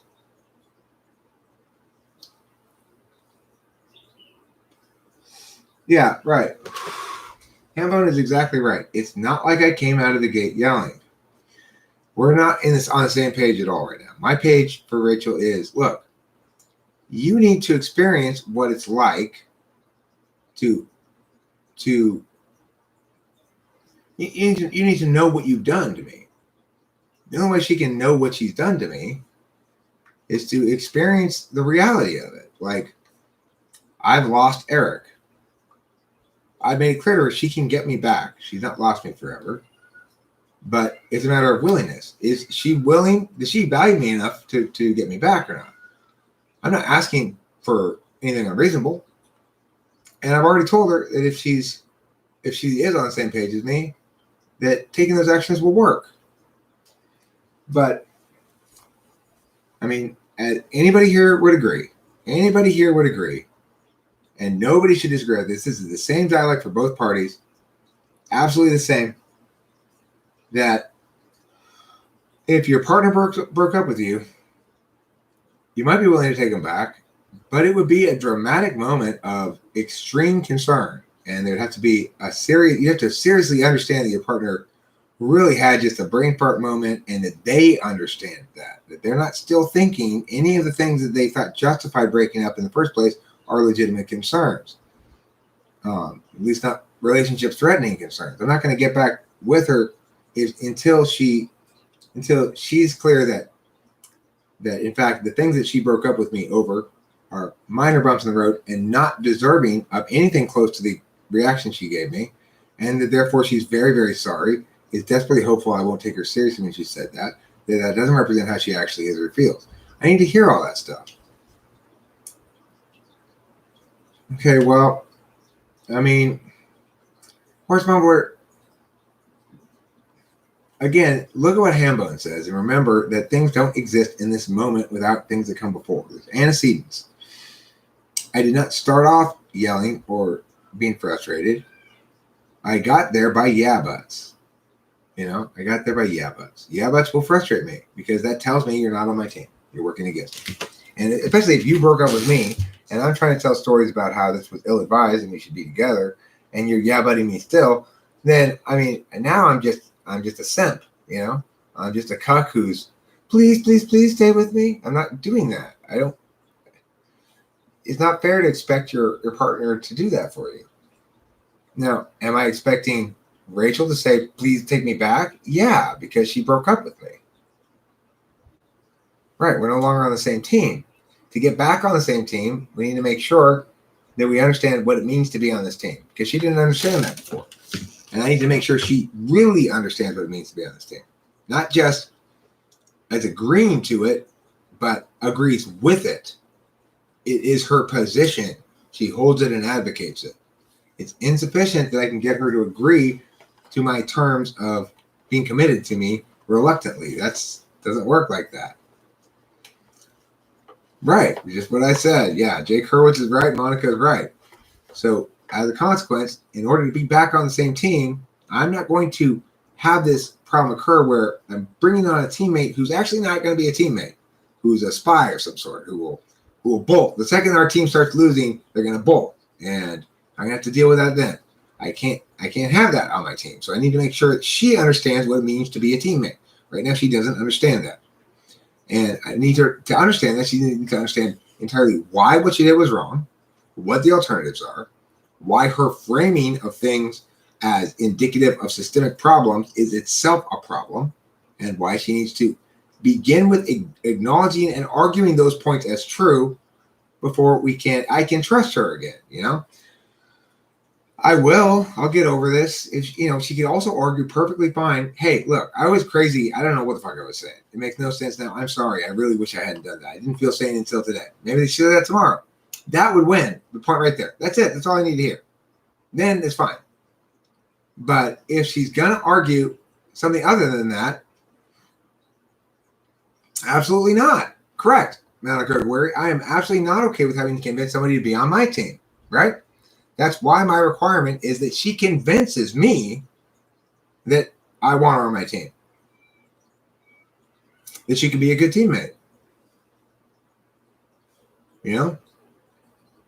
I'm not okay with having to convince somebody to be on my team. So if I do want her on my team, nevertheless, if she can show me what a good teammate will show, which is a willingness to fight, to be on, to acknowledge, oh shit, I was a bad teammate, and it's not good to perform badly while on the team, but that happens. That's mistakes. It's great to perform well while being a member of the team, great, and you're celebrated. It's not okay to harm the team, right? You can have a bad game.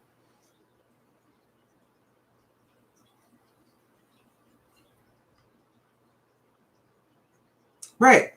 She thought I was hers, but not that she was mine somehow, right? In other words, she broke up with me. I thought I was yours. I thought I was too, until you broke up with me. Because she broke up with me. Horse mumbler. She thought past tense I was hers. She doesn't think so now because she broke up with me. Do you understand anything that I'm saying? Those aren't yeah buts. I want her to be mine. I want it to be safe for her to be mine. For me to be safe for her to be mine. Do you understand that? I want that outcome. You're saying, oh, but be okay with her being yours without you being safe, Eric. No, horse mumbler. No, I won't do that. I need to be safe too.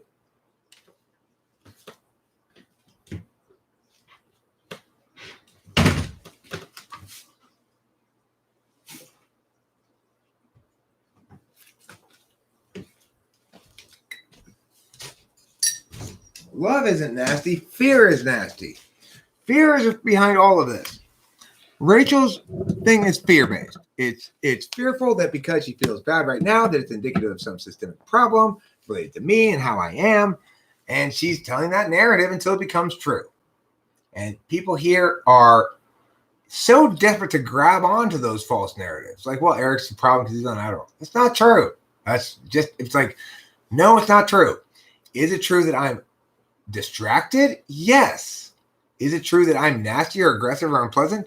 No. If I am, it's responsive to that.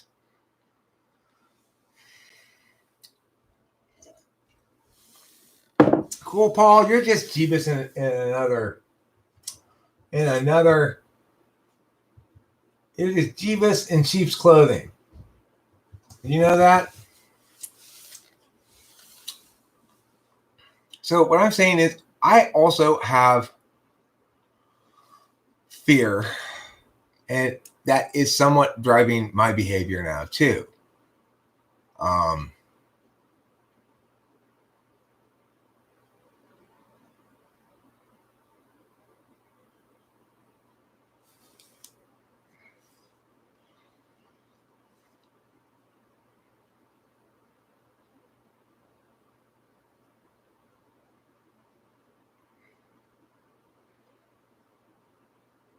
But like I said, if in fact she were to come to me tomorrow and say, the reason I did that was very simple, is because I was crazy then, and I don't know what I was thinking. I was having obsessive thoughts and all that kind of stuff, and then I would be totally okay with that, and I would say that's fine.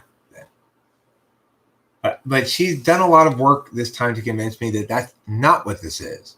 That this is not just crazy talk. And the fact that she woke up this morning after the best night's sleep I've ever seen her get and is still talking about that is pretty convincing. So I don't. Well, it's not easy to tell someone.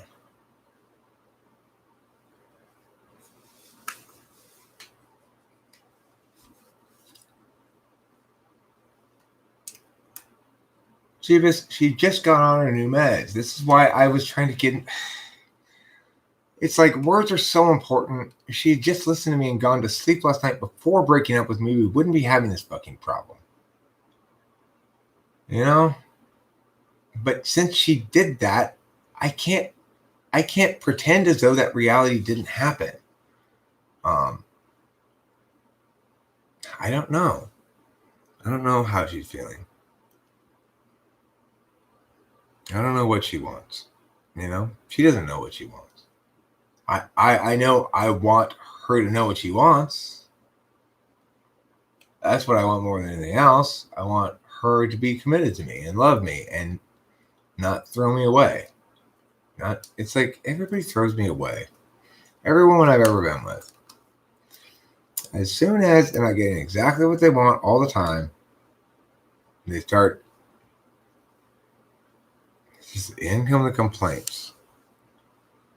Complaining about shit that's doesn't matter. Complaining about just everything. Yeah, I mean, I agree with you, Christina Bowman. And this is the thing is that knowers like you need to respect is there are lots of circumstances when the only correct conclusion is to allow time to pass and interact with the data as it evolves. It's not a knowing thing. And one of the big problems that NIDOMs have is they insist on knowing in every circumstance, even though many circumstances are not conducive to knowledge. They're conducive to other functions. So, for example, Christina Bowman says here, sounds like she's making rational decisions to nothing to it. Fine. Yeah. And if that proves to be the case, that's great. But you want to know now. And the only thing you can know now is we have to wait a few days and see how this plays out.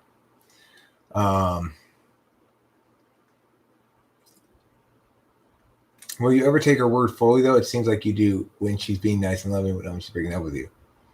Well, I mean, my point is this. If she, I will take her seriously if she's in a, well, I mean, that's the thing. You might be right. I'm not saying that that she's wrong in breaking up with me, that she doesn't really mean it or anything like that. I'm saying I can't tell right now. I'm not sure. There are reasons to think she is serious, and under normal circumstances, I would be with a lot of you and saying, well, I definitely don't want to try to get somebody to stay with me who doesn't want to be with me. And in fact, that's why I'm requiring Rachel to sell me on the fact that she does want to be with me, because I don't want to be with somebody who doesn't want to be with me. And I can't tell right now if she does. So note, of course, I'm getting it from both sides. On the one side, I'm getting it from people saying, hey, she did agree to you and you pretended as though she didn't, you steamrolled her, blah, blah, blah, blah. On the other hand, I'm getting, oh, well, she doesn't want to be with you. It's clear as day. Well, the fact is, no, it's not clear as day in either direction. That's why we need to sort of give it a wait and see attitude and to acknowledge that when we use our NI right now, we're using it in an inappropriate context because more data is necessary. It's not clear to me yet whether Rachel's new meds are going to change this.